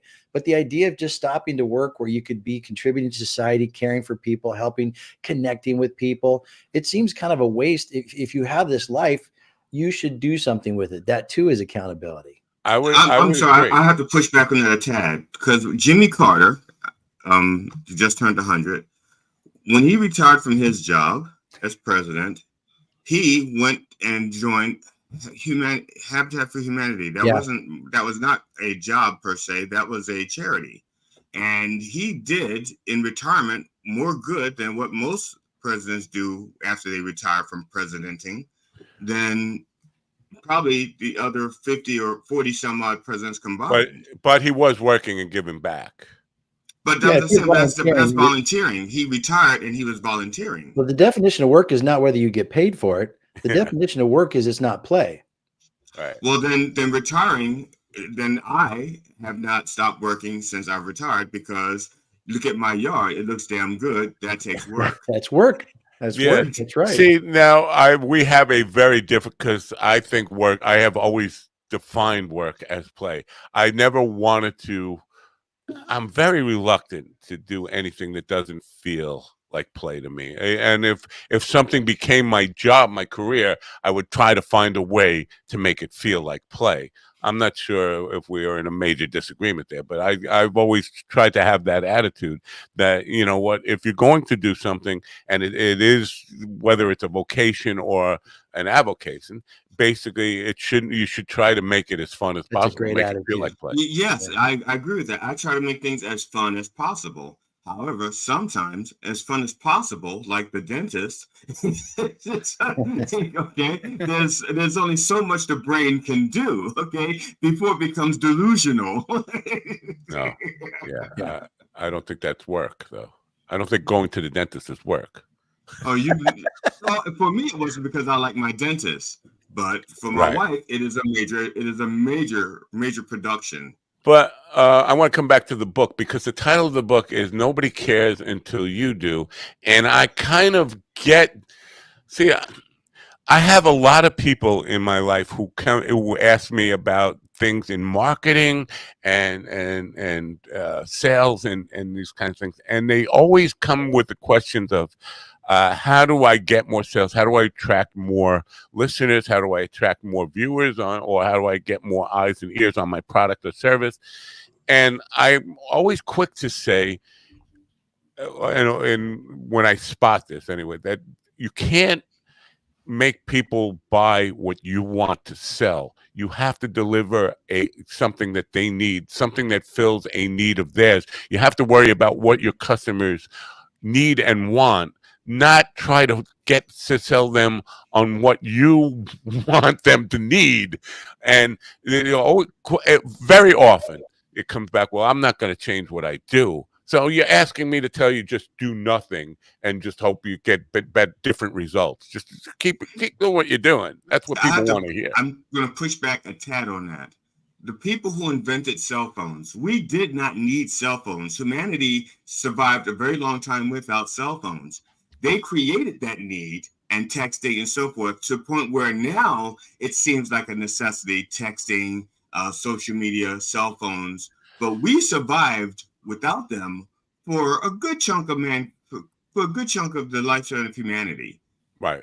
But that need was, right. we were you sold diverted on it. from where the question I wanted to ask about the book and its title were, but thank you very much for that tangent. I have a cell phone, by the way. Yeah. But so these people who have a service they want people to buy, they care, right? So no, it's still nobody cares on the outside. Nobody on the outside cares about what they're trying to sell them, but they do care about what they're trying to push on people. Or am I wrong? Let me tell you where the name of the book came from. I think that's where you're going, is that originally we were going to title it Peak Accountability, The Life from Victim to Victor. And I thought that was boring and nobody would read that. And we just really started thinking about what is the crux of the book. And then there's a turning point in your life where you say to yourself, nobody cares unless I do. Because if you're broke and fat and unhappy with your kids and your marriage and your job and you do nothing about it, then that's not anyone's problem but yours. And you have the opportunity to do something about it. And until you get to a point where you really own it, you'll still be in that same situation. And that's how it was for my wife and I. We talk about this story in the book. We owed $90,000 in debt, and it was haunting us. That doesn't include the house or the cars.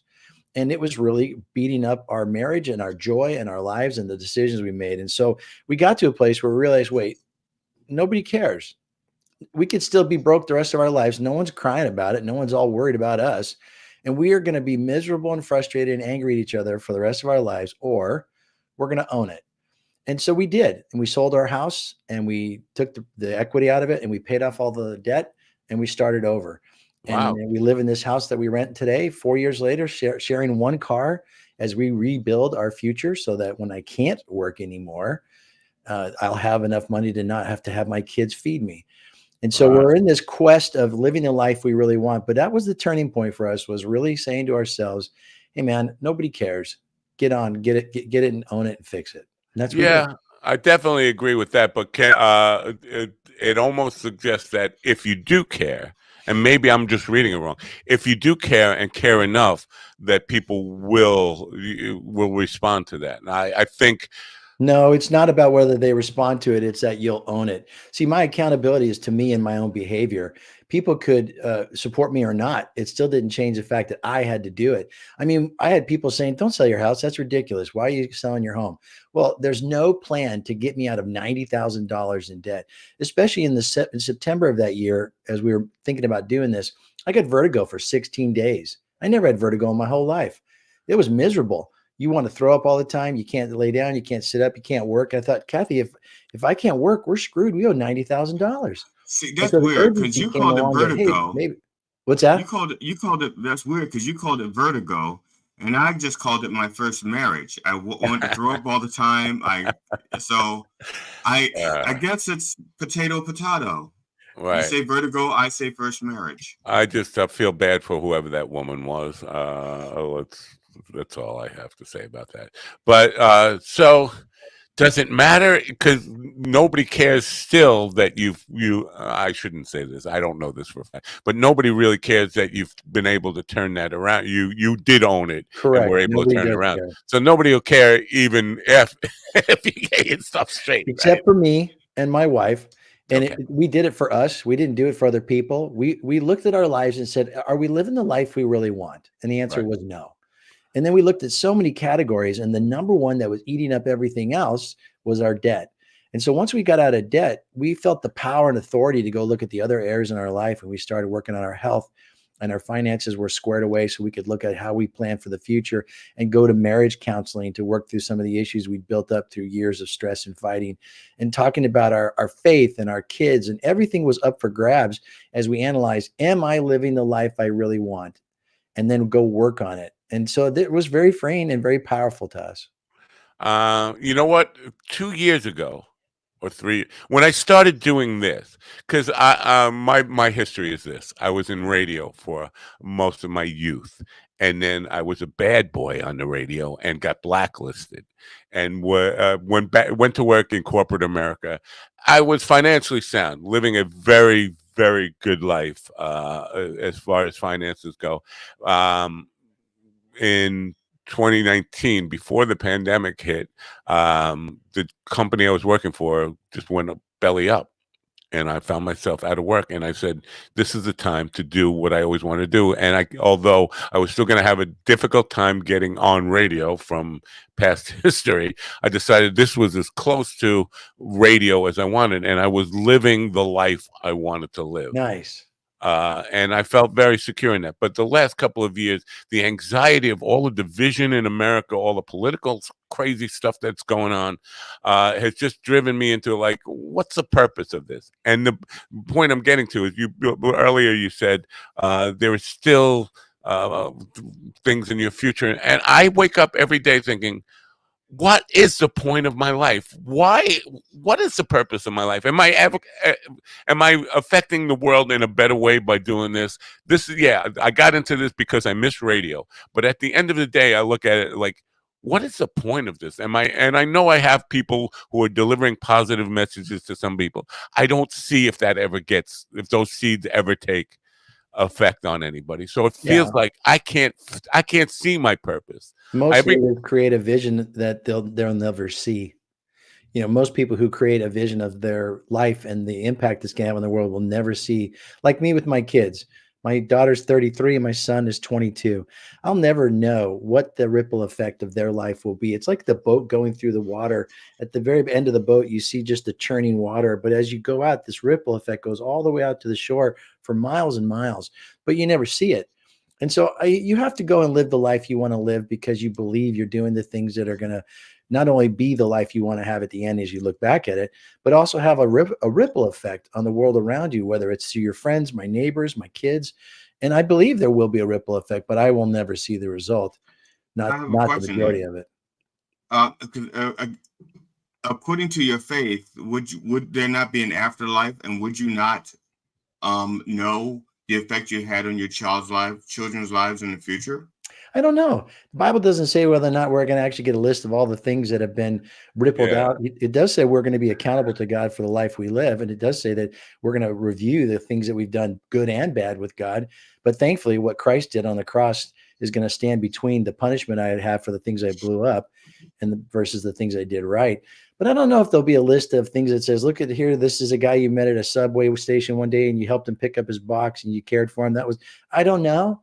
But now I wasn't referring to like the defending your life scenario. I was referring to, like, quite often people say so-and-so's in a better place and they'll be watching over you. You can say, you understand what I'm saying? That is often said usually in terms of faith, because atheists don't usually say that. and agnostics don't say it as much. So it's usually people of faith who say, well, my mom's in a better place and she'll be watching over you. And so I don't know if this is like a platitude or if it's a belief, something you just say that children stop asking, where's my mom, or is it a belief? I don't know. The Bible doesn't describe it specifically, but let's imagine you're going to Maui or some amazing, beautiful vacation place, and you're there and you're just soaking it in. It's amazing.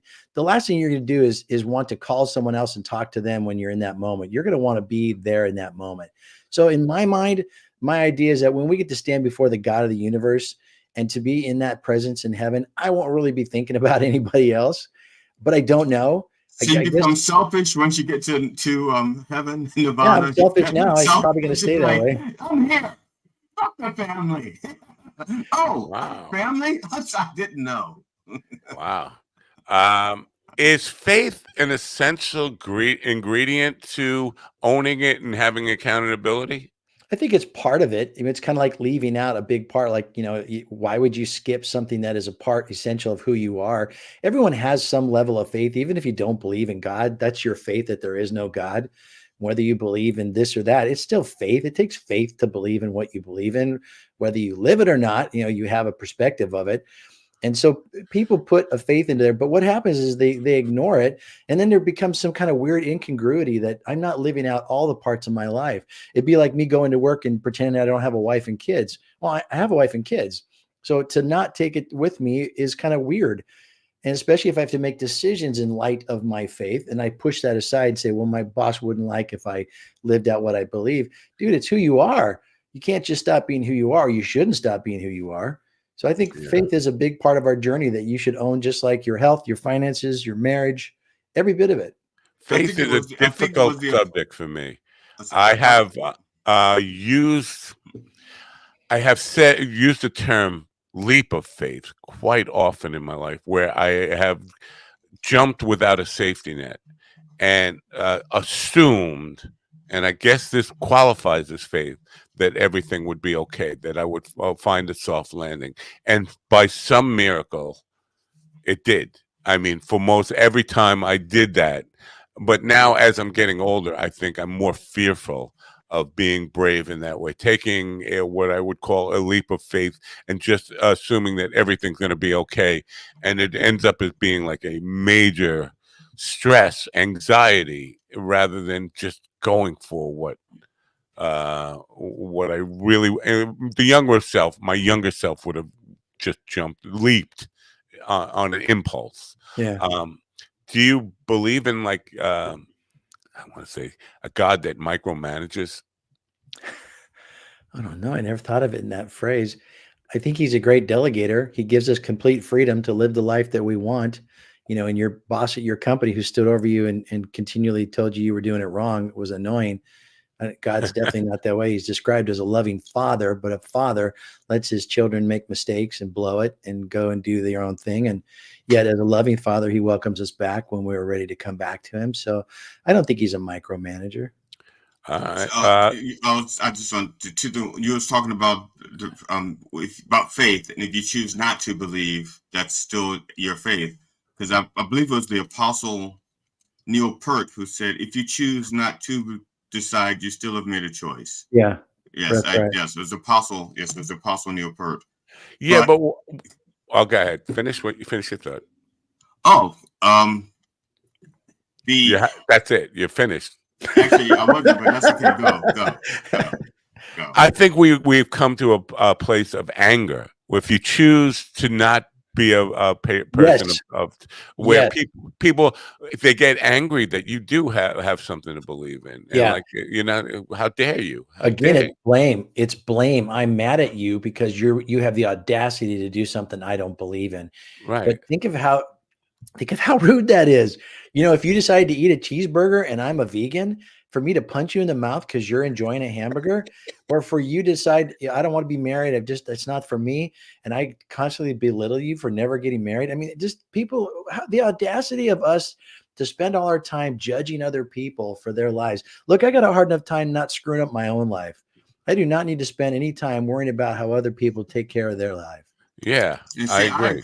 I agree wholeheartedly. The thing is, we have a good chunk of the population, particularly those who are fundamentalist Christians, who actually believe that the rest of us should kowtow and become a Christian nation and believe as they believe. And some of them are actually willing to kill for that.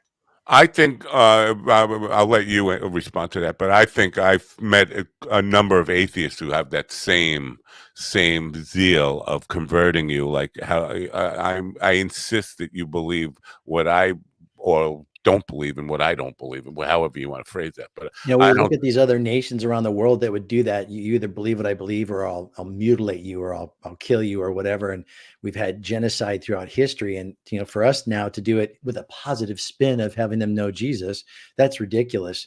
So I don't know. You're right. There are people who are crazy in how they treat other people. It is not my job to make anyone believe anything. It is my job to live out what I believe so well that when someone gets to know me well, they go, I don't know what you believe, but I like it. What is that? And that I would not be offensive and rude and mean to people in my endeavor to convince them to believe what I believe. It is not my job to convince anyone. It is my job to live out my faith so that people are drawn to it, certainly not repulsed by it. And that's what sadly too many people do. I like that. I appreciate that. Yeah, I think because I can't remember now. I think it's Romans, but if I try to get a verse or something, I can't remember, where basically it says, "Do not use your faith to beat other people like over the head with it." You know, like a podcast promoter. I'm sorry. Well, whether you know the verse reference or not, it doesn't matter. You're legit. That's right. You should not beat someone over the head with your faith. That's not the model Christ did. He came and he loved and cared for people. He met with people that were outcasts, that were rejected by the world. And if you look at other countries who still do that today, if you're a homosexual and you're in some other country, they can punish you because of your faith. But we say how great these other countries are, but in America, we're just jerks about it. There, they actually beat you up and torture you for stuff.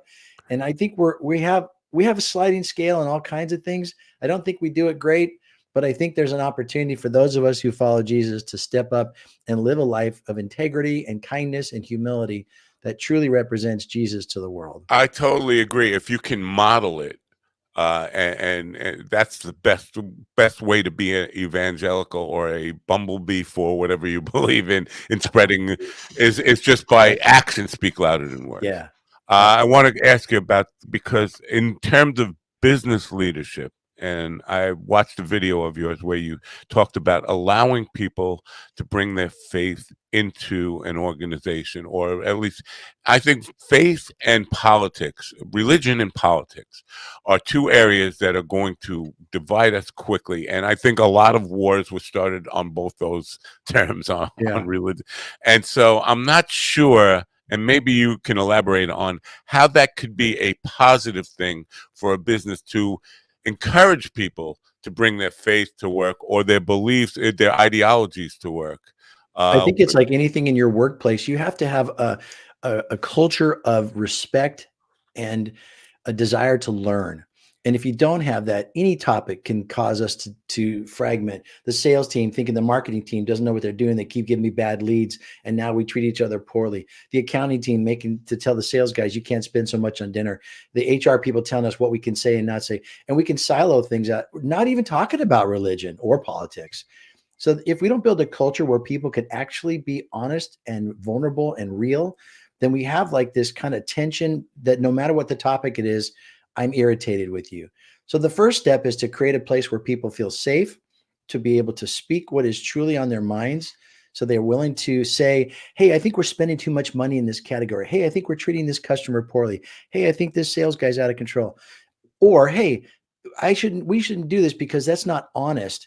You know, Christians don't own morality. There's a lot of faiths out there, if not most of them, I don't know them all, that would attest to the same kind of moral values that we promote in the Bible: honesty, care, love, forgiveness, mercy. That's most religions I've ever come across. So we don't need to spend our time poking at everybody and making fun of one another. There's so much common ground, and bringing your faith to work means that you are going to be the kind of employee who is honest and caring and humble and looking out for people. Isn't that the kind of employee you want? I think so. You think so? I'm not going back to work anymore. I'm too old for it. What we don't like is the employee that shows up and tell everyone else they're going to hell because they don't believe what they believe. What we don't want someone is condemning them for their lifestyle and mocking them in meetings or making them feel small, any more than we want someone who mocks the way that the philosophy of inventory control is. Everything that we talk about in our business, you should have the right to speak without retribution, because if you're not, the great ideas don't come to the forefront. And so we build a culture of safety, then people will bring everything to the table. Yeah. Well, what if you're a travel agent and the person says, I want to go to hell, like Hell's Kitchen or Hell's Island, and you say, we're going to hell? That's you want them to say that because that's the whole point, right? It's a very good point. That analogy excludes travel agents who are booking restaurant trips to the Hell's Kitchen. Yes. Yeah. Okay. Because we do kind of set all these rules of you're not supposed to question God or whatever it is you believe in. That's wrong. And I think almost all these religions have that as one of their foundational beliefs. But I look at the world and say, how could it just, and this is, I'm willing to go to hell for saying this, how could a just God allow this world to be as so, why would you create something just so that it would be constantly in conflict with each other and killing each other? That's a question that I look at the world and I say, how could there be a God who created us to do this to each other, to be so inhumane to each other? Yeah. Are you allowed to ask those questions? Yes, you are. Absolutely. The principle that we have to stand on is, I may not know the answer to everything, but I have to understand the person I'm asking the question to. And so what I can know is what is written in the Bible about God and what I've experienced through my life of walking with him, but I will never know every answer. And there's a lot of things in this earth that I don't get. I just don't get. And maybe someday when I get to heaven, I can ask that question. But like I said earlier, when I'm there, I'm probably not going to be going, back in third grade, I wondered what happened about this. I'm going to be there. I don't think I'll be thinking about anything else. But I don't think it's wrong ever to question, because God allows questions. You think about the book of Job, it's nothing but questions. Right. It's chapter after chapter of him going, hey, this isn't fair. What's going on? And at the end, God says, hey, where were you when I created the earth? Where were you when I told the ocean to only go this far and stop? When I created dinosaurs and all this stuff. And so I think there's a little bit of, hey, get real. But at the end of the day, God doesn't doubt us or get mad at us for asking him questions. Back in the day, I think Job is a bad example of that. God may not have been mad at Job, but it was kind of passive aggressive. It's like, oh no, I'm not going to torture Job, but you can. All right, my hands are clean. Passive aggressive. I love that. Okay, yeah, that's I'm just saying. I think that this. I think the Old Testament God was vengeful and passive aggressive and a little narcissistic. It's like, yeah, no other God before me. And yeah. And that other thing about coveting, don't covet your neighbor's wife, don't covet your neighbor's ass or his slaves. So slaves are okay, just don't covet them. Okay, we got this. So he can't let this go. That's a good word, man. Let it go. That's a good word. Talk about my people. You say every time somebody says the word, somebody needs to accept onus. Take onus. And I'm like, no. We were the onus. I didn't like it. I believe my people were slaves too at some point. That was what back in. That was. Every culture has had it. It's just that the most recent culture is mine. I think, at least in the U.S. I mean, they still have child slaves in third world countries. So maybe like 2,000 years from now, you will let it go. I will. I'm going to let it go. Back on this idea of questioning how and why we could be so bad to each other. I have said for the last 30 years or more that I am a person of very little faith, weak and a sinner, and all, I can have all this judgment against myself. But I wrote a song called Sweet Forgiveness, which is about the idea that a God who created me would forgive me for my weaknesses, for my frailties, for my shortcomings, because that if I'm a product of your creation, don't I deserve your forgiveness in some way on that? So what reason I'm bringing that up is, does forgiveness play any role in accountability? Even like self-forgiveness, does it play a role in accountability at all? Yeah, absolutely. Part of the journey of you owning it is walking through the situation and letting go of some things. It doesn't help you make a plan. I struggle with that. Well, and you'll have to figure out a method for you that works for that. I look at it as the fact that I'm 61. I've made lots of mistakes in my life, and some of them were just flat out dumb, but some of them were out of ignorance, and some were just taking a risk and it didn't pay off. But I think the learning experience is worth that. I think to have an expectation that you don't make a mistake is setting yourself up to fail. Every one of us is going to make a mistake. Everyone's going to fail. Most of the stuff I've done has not been evil. It's just been arrogant and selfish. And I wasn't able to see some of the consequences that might come from it. But I think you got to give yourself a break to realize that part of the learning curve is falling down. I mean, when you have things that happen to you, you're supposed to learn from them. So I think we continue to beat ourselves up would be unnecessarily holding yourself back from greatness. Yeah, I think you just said things that happened to you, and according to this whole thing, it's things that I did, that things that happened, but not necessarily happened to me, that were the result of my own decisions or own free will, whatever you talk about. Not that I should be blamed for everything that ever went wrong, but I do think that, you know, when it comes to owning it, all these things didn't happen to me. I created them in my own world. So, Yeah. And that's part of the journey, man. We're gonna mess up. We're gonna make mistakes. Part of the accountability thing, and this is again coming back to just my experience with it. When my son passed away, I started to write a book about it. And I went on Facebook and Twitter, and I said to the world, I'm writing a book about my experiences. I want all of you to kind of keep on me and say, how's the book coming? So I will write the book. And that was 8.5 years ago. I'm still getting, how's the book coming? I have not published the book. That doesn't mean I haven't sat down to write, and I haven't written thousands and thousands of words. It just means I'm not ready to deliver the final product yet. But I have painted myself in this corner of accountability from outside pushing in, and I asked for it. So I created this world of now it feels like a burden.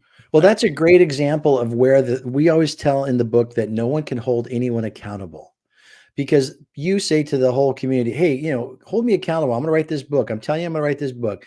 And they check in with you and they ask you for 8 years and you still haven't got it done. Right. So nobody can hold anyone else accountable. Hey, I'm going to lose weight. I'm going to go on a diet. I'm going to do this. And I tell everyone I'm going to do that. And then they say, how you doing? Yeah, doing great. But I'm secretly eating bags of chips and donuts every day. But I tell them I'm doing great. I don't know why I'm not losing weight. I guess at my age, it's hard to lose weight. No, it's because you're eating bags of chips and you're having donuts. And so nobody can make you accountable. However, if you want accountability, it is done well in groups. When you surround yourself with other people who will commit to be there for you, to share in your journey, not make you accountable, but to be there so you can be accountable, then they can encourage you, challenge you, support you, question you, but you own it. And I have found that when I really, really, really want to own something, if I tell someone what I'm going to do, there's more peer pressure in my own mind to get it done. So I found that that's why I run peer groups for a living. I have people come together every month in a peer group to learn and talk about stuff. And they share in this room, hey, I have problems with my employees right now and I'm mad. And we work on that, but they still have to go do it. It's still up to them to get it done. But because you're vulnerable and honest, you have the opportunity to change it. Yeah. And see, with my marriage, my wife will often my wife gets mad at me because I told her that I don't have any secrets. I just have things I don't tell her. And she doesn't understand that. And so one of the things like, it's not the same thing. I get what you're saying. Yeah. For example, like if I have a plan to do something, let's say I'm going to do something in the yard, and I know my wife would like it. And I say to my wife, honey, I'm going to get rid of that section of the weeds and put in a tree in honor of your father. I've put it out there. Now she hears it. She knows it. And now there's like a time you said you're going to do this. But if I want to do it, but don't want the pressure of my wife, also, I just don't tell her. It's not a secret. No, I get it. I'll be out there and I will be working in the yard. It's just something I'm not telling her. It's not a secret because I don't want the added pressure on top of me, because I'm going to pressure myself because it's something I want to do.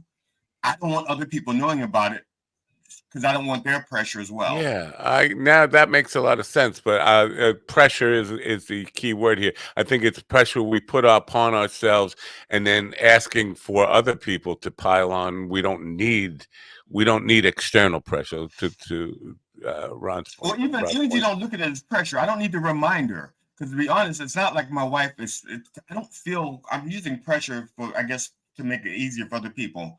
When my wife says those things, but 9 out of 10 times I don't feel pressure. I hear nagging. You know, I hear a reminder. I hear a reminder. I don't need the reminder. I didn't forget to do it. I just it's not coming out the way I want to do it, or the time or whatever. I don't need the onslaught. And that is my word. The onslaught of the reminders that I have not achieved my goal. Well, we had that same scenario in my marriage with Kathy, and we just had to agree on some rules of engagement. And I would say, look, if I'm gonna say I'm gonna be healthy, I don't need you ragging me when I get a bag of chips out of the cupboard and we're sitting and watching a movie and go, a bag of chips, huh? It doesn't help me. But what you could do is don't buy bags of chips. Or what you could do is cook really healthy snacks that I go for that instead. So there is things she can do. We just had to approach how we communicate with each other. But I'm the same way, man. If I know that I don't want to, if I know I struggle to get something done, the easiest way to add pressure to me is to declare it to the world or to someone in my world that cares about me. And then I know now, well, now I've said it, now I got to do it. And to me, it's an extra peer pressure drive internally. But the way they respond to it has got to be supportive and encouraging as a way that you like it. Otherwise, it does not help. It just actually makes it worse. That was exactly my intent with doing this stuff on social media about me writing the book, was to put pressure on myself to make sure I got it done. But I did not know how much I took for granted how little how much my friends really care about holding me accountable to my own goal. Nice. That's nice. Yeah, underestimating them. But now it do you feels want to like be called Robert or Bob? Robert. Okay, Robert. You have made like dozen references to fat and overeating and a substantial caloric intake during our conversation. By some chance, was there like a weight issue in your family that you just Oh yeah, all my life. I've been fat all my life. And it was only in a few crucial times, like when I got divorced and I stopped eating for about a year, that I really lost a lot of weight and became what everyone else would define as really healthy. But I've always had love handles. I've always had a gut. You know, there's always been whatever amount of pounds that is overweight. So it's not an excuse. It's just always been a journey. But the thing I struggle with is the things I don't care about, because I really don't care that much about it. There's things I care about and I don't struggle with those. I own those.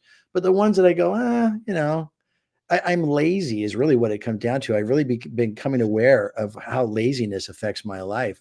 But yeah, weight is one that I've always struggled with. I'm so because you, I mean, I kid you, you've referenced that so many times. Even when you're talking, you said you could be fat, broke, and I was like, okay, that's all right. And he says fat with such determination, and you know, it's like, I didn't notice it until you pointed it out. But yeah, all right. But the laziness now you thing, notice it? Yeah, now I know. But you noticing he's fat, he just knows he says it. I feel like I am by nature. I don't know if this is a human thing where we're all this way, or especially men. But I feel like by nature I'm lazy. But there are things that light my fire that overcome the laziness. Where if I want them and care about them enough, it will overcome. Well, that's the word.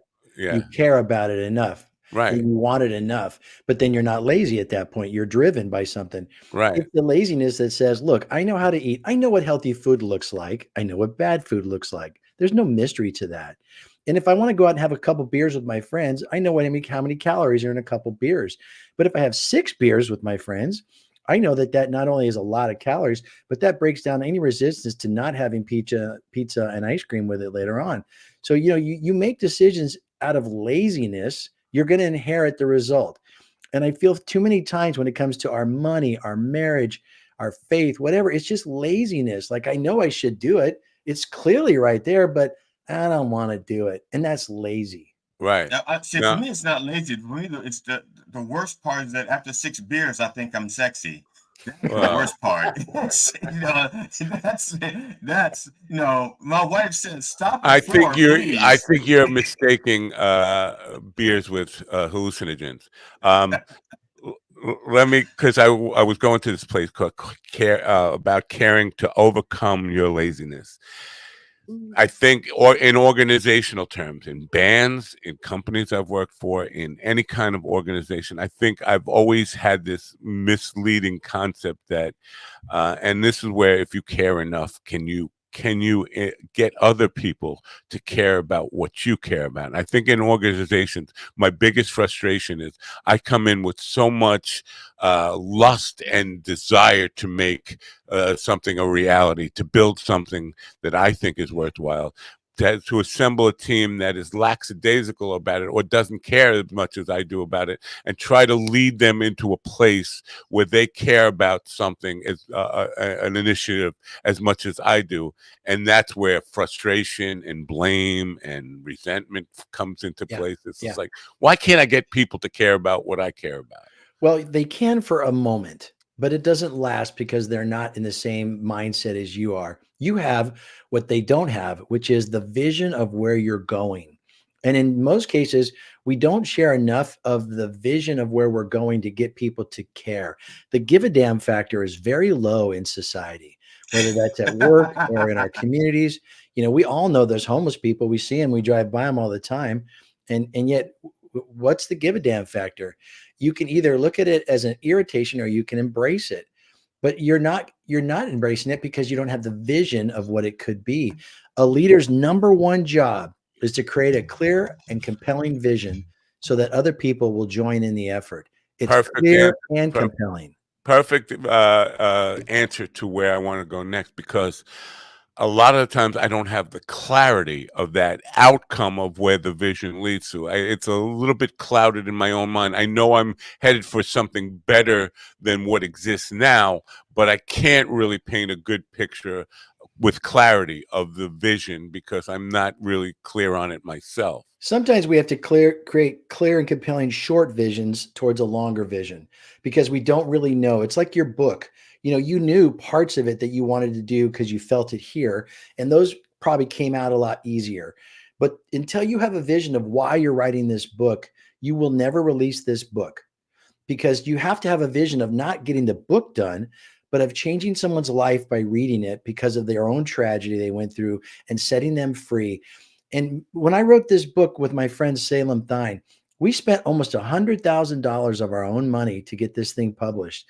A ghostwriter, a publisher, the website, the getting promoted to all the stores, all that stuff cost a ton of dough because we didn't have the time to do it. We just knew we weren't going to do it. No, it's not that we didn't have the time. We were not going to give the time. He has 2 companies. I have one, and I love the things I do in my life enough to not give them up. So we paid to get it done. And we're never going to make our money back. If we sell 50,000 copies, which would be ridiculous, we would break even because we get like $2 a book every time someone buys a book. And we split it. So we're never going to get our money back. But if we change one person's life, and we really meant that, if we change one person's life, then it was worth the effort. And we've already met and talked to so many people where our book has changed their life. So the vision of why we wrote the book led us to spend a ton of money and a lot of effort to do it. When you have the vision of why your book is going to get released and whose life it's going to change, you'll get it done. All right. That's great stuff. I think, not to pat ourselves on the back here, but I'm certain that some people, the message that you brought here today, the message will resonate with them, hopefully. I hope so. Now, Ref Dallas. Sell 50,000 copies just from the people on Rumble. Right. Keep up. Say that again? I think the people on Rumble will buy 50,000 copies. Rumble. Let's do it. Yeah. Right. Make it happen. Right. refdallas.com. Is that the place to go to buy the book, or is it available on Amazon? Is it available in hardcover, hard brick and mortar stores? Yeah, it's never going to be in a bookstore. Did you know 480 books a day get released into the public? 480 a day. Yeah. I used to work for Penguin Random House, and I was amazed. I honestly, my first day at Penguin, I didn't mean to cut you off there. In a way I did, but not on purpose. I think that stat came about before AI, because now AI is producing books like. Well, that's a good point. Yeah. That's a good point. So our book will not be in a bookstore when you stroll by, but it's on Amazon and Barnes and Noble and Target and Walmart and all that good stuff. We'd prefer you buy it from us so we can put a note in there and make more than $2 per book, which is going to help us with our marketing effort. You can go to nobodycaresbook.com and go ahead and fill that out. And for this podcast, I created a special URL, which is nobodycarespod.com for podcast. And if you put in the code word Mind Dog, I will mail a copy of my book for free, because I want people who really want to read this book and change their lives to get a copy. If money's in the way, I'll mail you a copy of the book for free. Beautiful. Thank you. If you could email me that URL, I'll put it in the description for people and make it easy. They can just click on it. We can make a short also. We can make a little short. We can make a little short of that thing and just. That's right. Yeah. Well, I was kind of thinking that it would be a reward for only those loyal listeners who stay the whole way through the podcast, that they would get the book. But if you want to put in the notes for a lazy person who cruises by your page and sees that note, that's up to you. Yeah, thank you. I appreciate that. Well, thank you for being here today. You know what? I said I was going to be a hard convert for you. I tend to agree with just about everything you said. It's just, putting stuff into practice requires getting up out of your chair and doing stuff and taking the world on one day at a time. Yeah. Now, Robert, speaking of being open and honest and safe, I just this between me and you, no one else can hear this. A certain member of the on the panel thought, this guy's going to be really boring tomorrow. It's accountability guy. This really sounds boring. And I said, pat myself on the back, no, let's hear how he delivers it. He could be a very cheerful, fun guy to make this interesting, which I believe you have. Now, I don't know if anybody else feels that way. They have to open up and be honest and say, yes, I'm the guy who thought he was going to be boring. I'm really not looking forward to this. Is the guy who left and is no longer in the center of our screen? We can blame it on him because he can't defend himself. I wonder where he is. He's probably taking a dump right now. No, because if he was taking a dump, he would be texting Steven things about videos he's watching. Steven has been very quiet this whole conversation because we started talking about faith. Steven has no Steven's sound. allergic to faith. Sorry, but he's not making sound. He has not liked any videos, so he's not liking anything. So I don't know. So he's not taking it down. Anyway, no, I do appreciate you being here, and GD's right. You brought some really happy energy, positive energy to this. I just feel like when we talk about, because being in a leadership position in just about every career I've ever had, I know when we talk about accountability, people have a negative reaction to it, like it means blame, like it means, like you talked about the difference between responsibility. They don't want responsibility either. They don't want accountability. They don't want responsibility. They don't want any of it because it all feels like blame to them, those words. And I don't know why those words feel so. No, accountability is freedom. It's power. It's hope.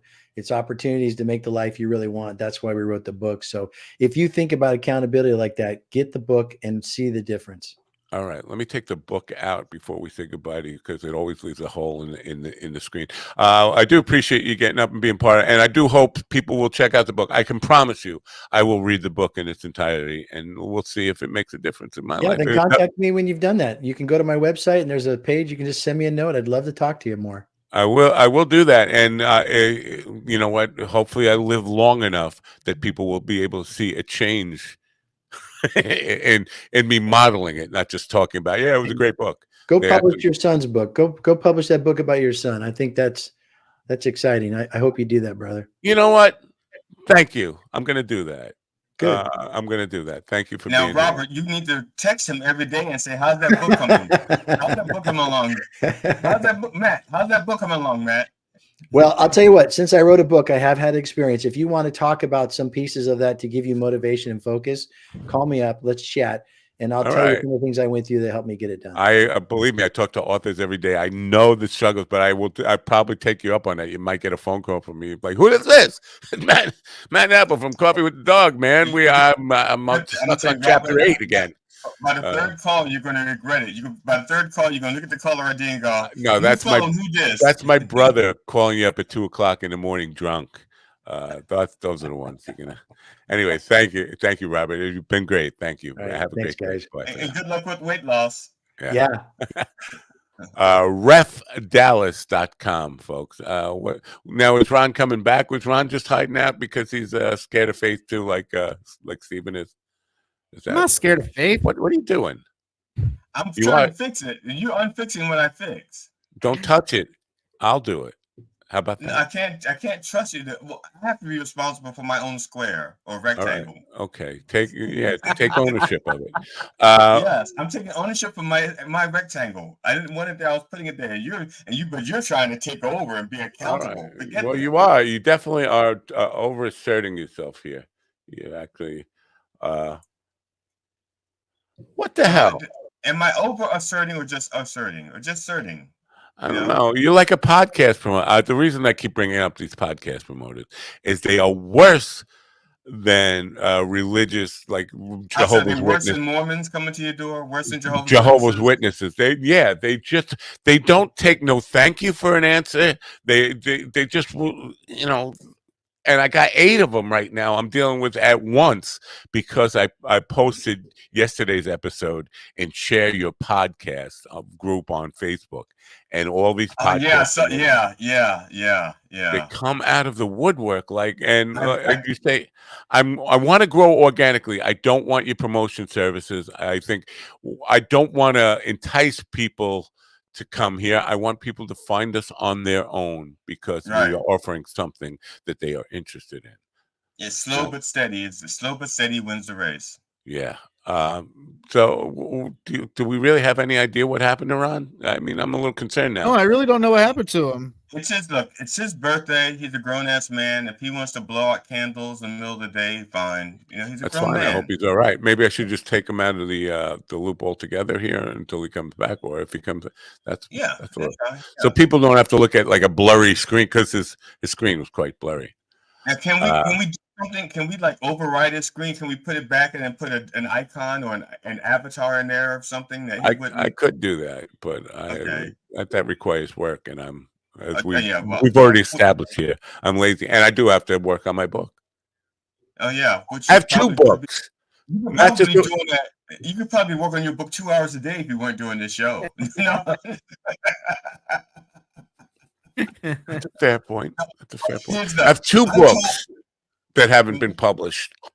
One is the book of Matthew about my son, and the other is talking to strangers about this process of what I learned from talking to people. At one point I was going 3 shows a day for 7 days a week, but people who were providing insights and information, but often come into my life as strangers, sometimes end up as friends. Some of the people I never hear from again, but all different aspects of life. I have learned, and there was a time where I was printing out every transcript to try to figure out, what was the lesson here and all this stuff. Today's lesson was pretty obvious. Now, Matt, in 1996, I started writing a book, and it was called The Darkest Horse, DARKEST horse, and it was a politics book, like the dark horse in politics. Okay, I always thought you were going to come back to race again. The darkest point. It's called The Darkest Horse, and it's about politics. But the whole premise was about the first African American president who gets elected in 2008. Now, I started writing this in 1996. Now, the thing is, the guy was half black and half white, but he was passing for white. Nobody knew that he was black. He was an illegitimate child of a famous white politician. Who was born of an affair. The mother died, so he raises him in the household. So he passes for white. He grows up affluent, but he's half black, and he becomes the first black president in 2008 when he gets elected. And I wrote this. I started writing in 1996, and I started writing it on a typewriter. Then a friend of mine, there was a thing called Windows 98. Oh no, Magnavox came out with this Magnavox writer. I think it's called the Magna Writer or something like that. It was so it was like a typewriter with a disk drive, so with a memory, but it was a dot matrix printer all in one unit. So I went from the typewriter, and then I got that. I said, okay, I started the book over because you couldn't save it. I started over with the dot matrix printer thing, the Magna Writer, and then the computer came out. I couldn't share the data from that to the other one, so I had to start all over again with the computer, with the first Windows. That crashed, and I had to start the book over again with the new computer. I never finished the book. The next thing you know, Barack Obama's president, half black, half white, in 2008. And I said, if I finish my book now, people are going to think I stole it. I'm going to accuse you of being influenced by Law and Order. There was a Law and Order, and he wasn't president; he was mayor of New York. But in 1996. Yeah, in the episode, the guy was passing for white. He was half black, half white, but he lived his whole life as a white guy, politician. That wasn't my influence. My influence was my mother and what was that? There was a movie, Imitation of Life. Those were the two influences: my mother and Imitation of Life, and the fact that in 1996, that and Dick Wolf. Well, no, not Dick Wolf, not in the picture. Because in 1996, I wanted to run for president, and I set myself the goal to run for president. Well, sorry, 1992, I was going to run for president. Oh, and look, Ron's back. Ron's back. He must have heard the face guy left, and he came back because he's like Steven. He's allergic to face. What is going on here? Where'd you go, Ron? No, I'm sorry. My mom called, so I you know. Wow, you know what? Speaker. You could have put her on the phone. Yeah, what's your mom's number? I want to call your mom. You ashamed of us? No, I mean she's not in the greatest shape to talk. So they're normally long calls because nobody I've ever called has been in the greatest shape to call. To be honest, yeah, because I'm not sure if I've told you. I know GD knows, but yeah, if Matt and Steven don't know, my mom has Parkinson's, so that's we're calling it Parks now. Yes, yep, it's called Parks. Right. All right. Well, basically, let me fill you in what GD tried to take over the show. He was being very assertive, and I feel like he's behind the mutiny here. He's planning a mutiny. A mutiny? Yes. He thinks I'm Captain Queeg. You know, without Rosemary, what would I do with the ship if I took it over? I needed Rosemary to guide me. I don't have her anymore. So Rosemary. Right, Rosemary. That's what I said. Right. So GD did this to you, Matt.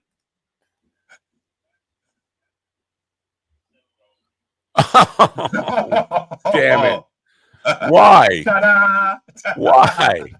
Holy fuck. Listen, I think you guys listen, Steven, don't act like you're outraged by that.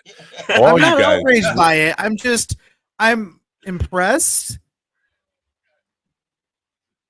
All you guys with your dopey Instagram, TikTok videos. I'm just curious. Was she that wet already?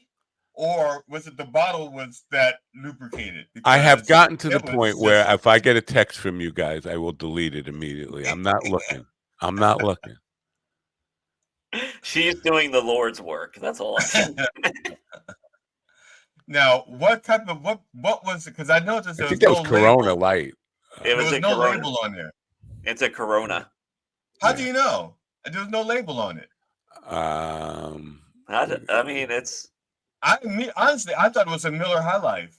I think no, that's Corona. No, there is a label on it. It's that's Corona. Definitely a Corona. See, that's a Corona. My Corona. She's been a busy lady because that went in with no hesitation. Yeah, that's what I'm saying. And you don't know it went in anything. She just sat down. It could have been like in front. It's a magic trick.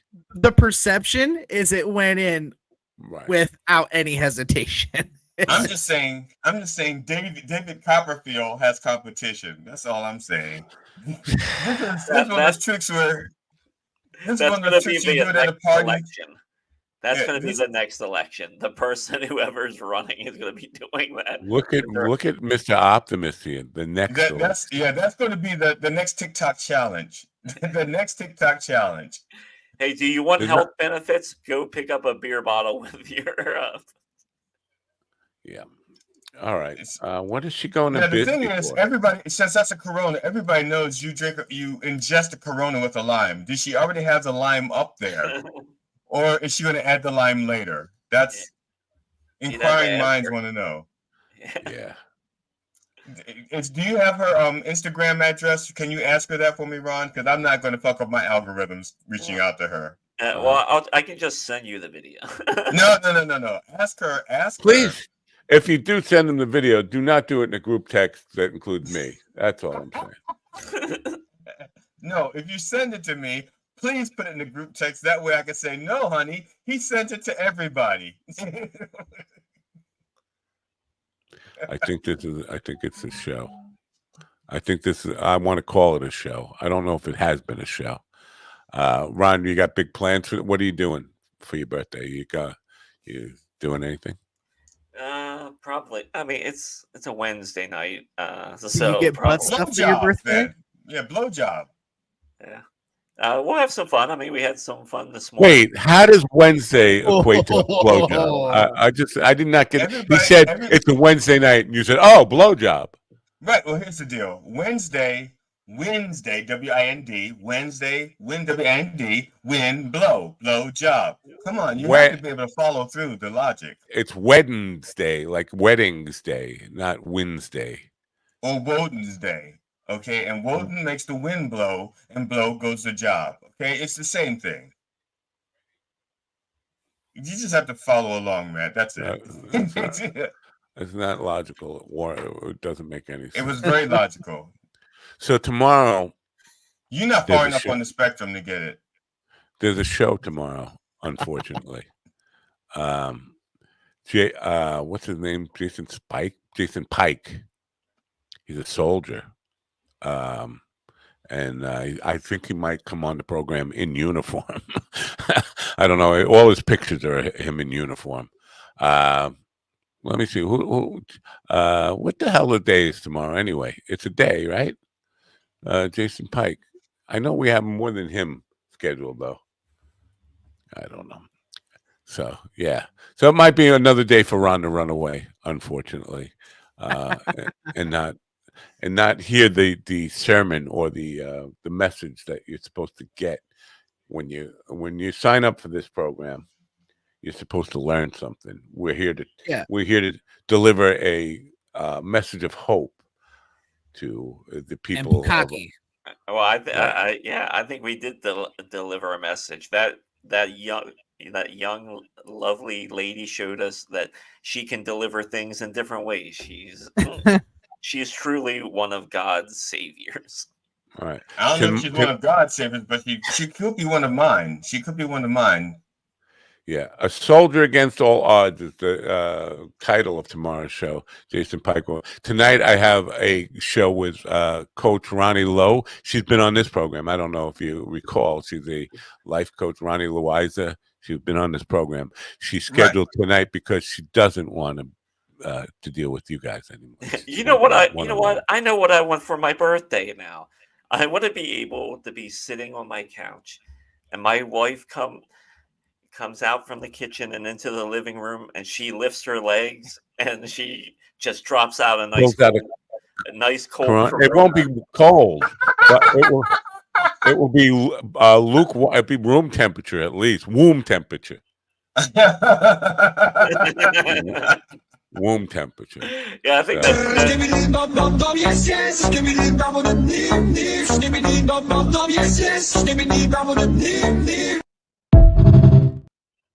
Wow. Anyways, AI is going to kill the internet, and I say let it die. I will die along with it. Didn't the Buggles write that song already?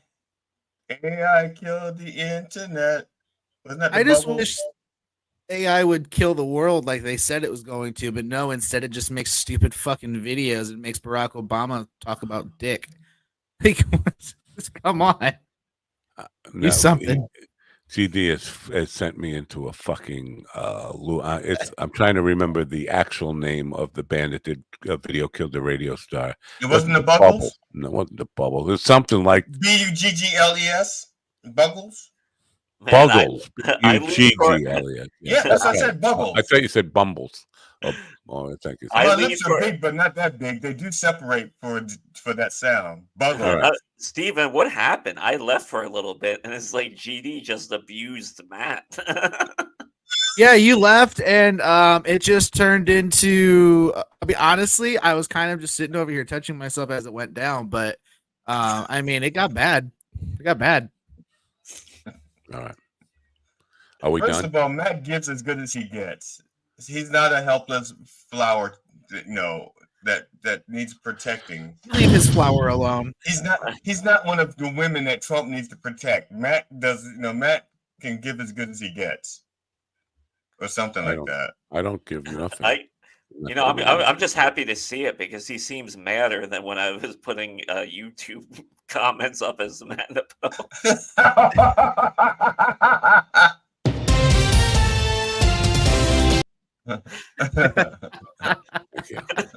All right.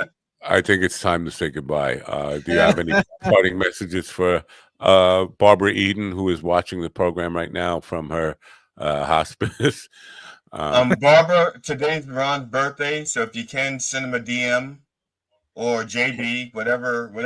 DM, like a bowel movement? Send him a DM. Yeah, send him a direct message. Matter of fact, everybody out there, send Ron birthday wishes. Matter of fact, I'll give you I'm going to put his address in the chat, and you can just drive by his house and honk your horn. Maybe okay? Oh, that's what I wanted to ask you guys. Did you ever get? Because I gave the guy your addresses. Did you ever get that trial of the Live Forever juice? No, but I did start getting people asking me for money at the same time. I am on like every charity list. I think he sold my information, and I hope he's getting more money than I have. If I could sell your information, I would. There's nobody Nobody cares. That's what I'm saying. He found a market for it. All right. He found a market for somebody who wants information on an old curmudgeon-y black guy. Oh, curmudgeon-y, you say? Yeah. I think you must be a victim. You're not owning your accountability. Oh, I own it. I made myself this way. It took lots of years to become this. All right. I chose this path. So you didn't watch my comedy special, so you wouldn't know. I know. I wasn't sure it was a comedy special. It felt like I don't know. I'm talking about the second one. Oh. All right. Get out of my room. Get out of my room. Get out of my room. Get out of my room. They're all out of my room. I'm just going to sit here for the next 12 hours.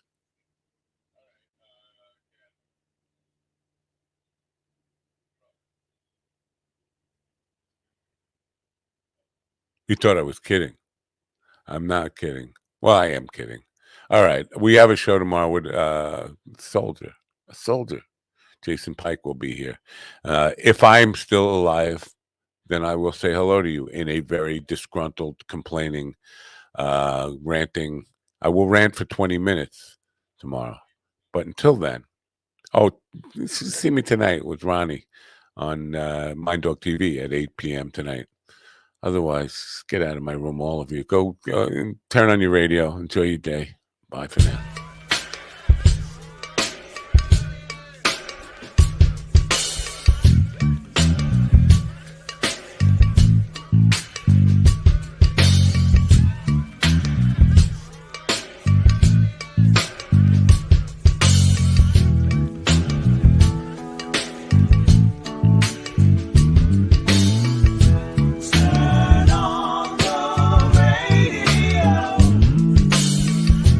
I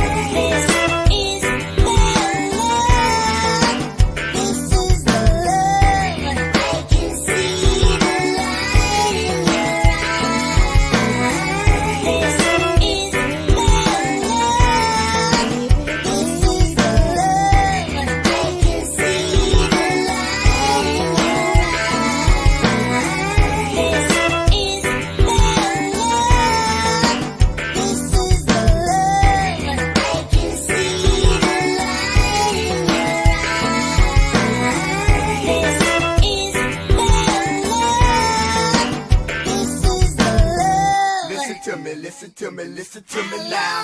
Listen to me, listen to me, listen to me now. Listen to me, listen to me, listen to me.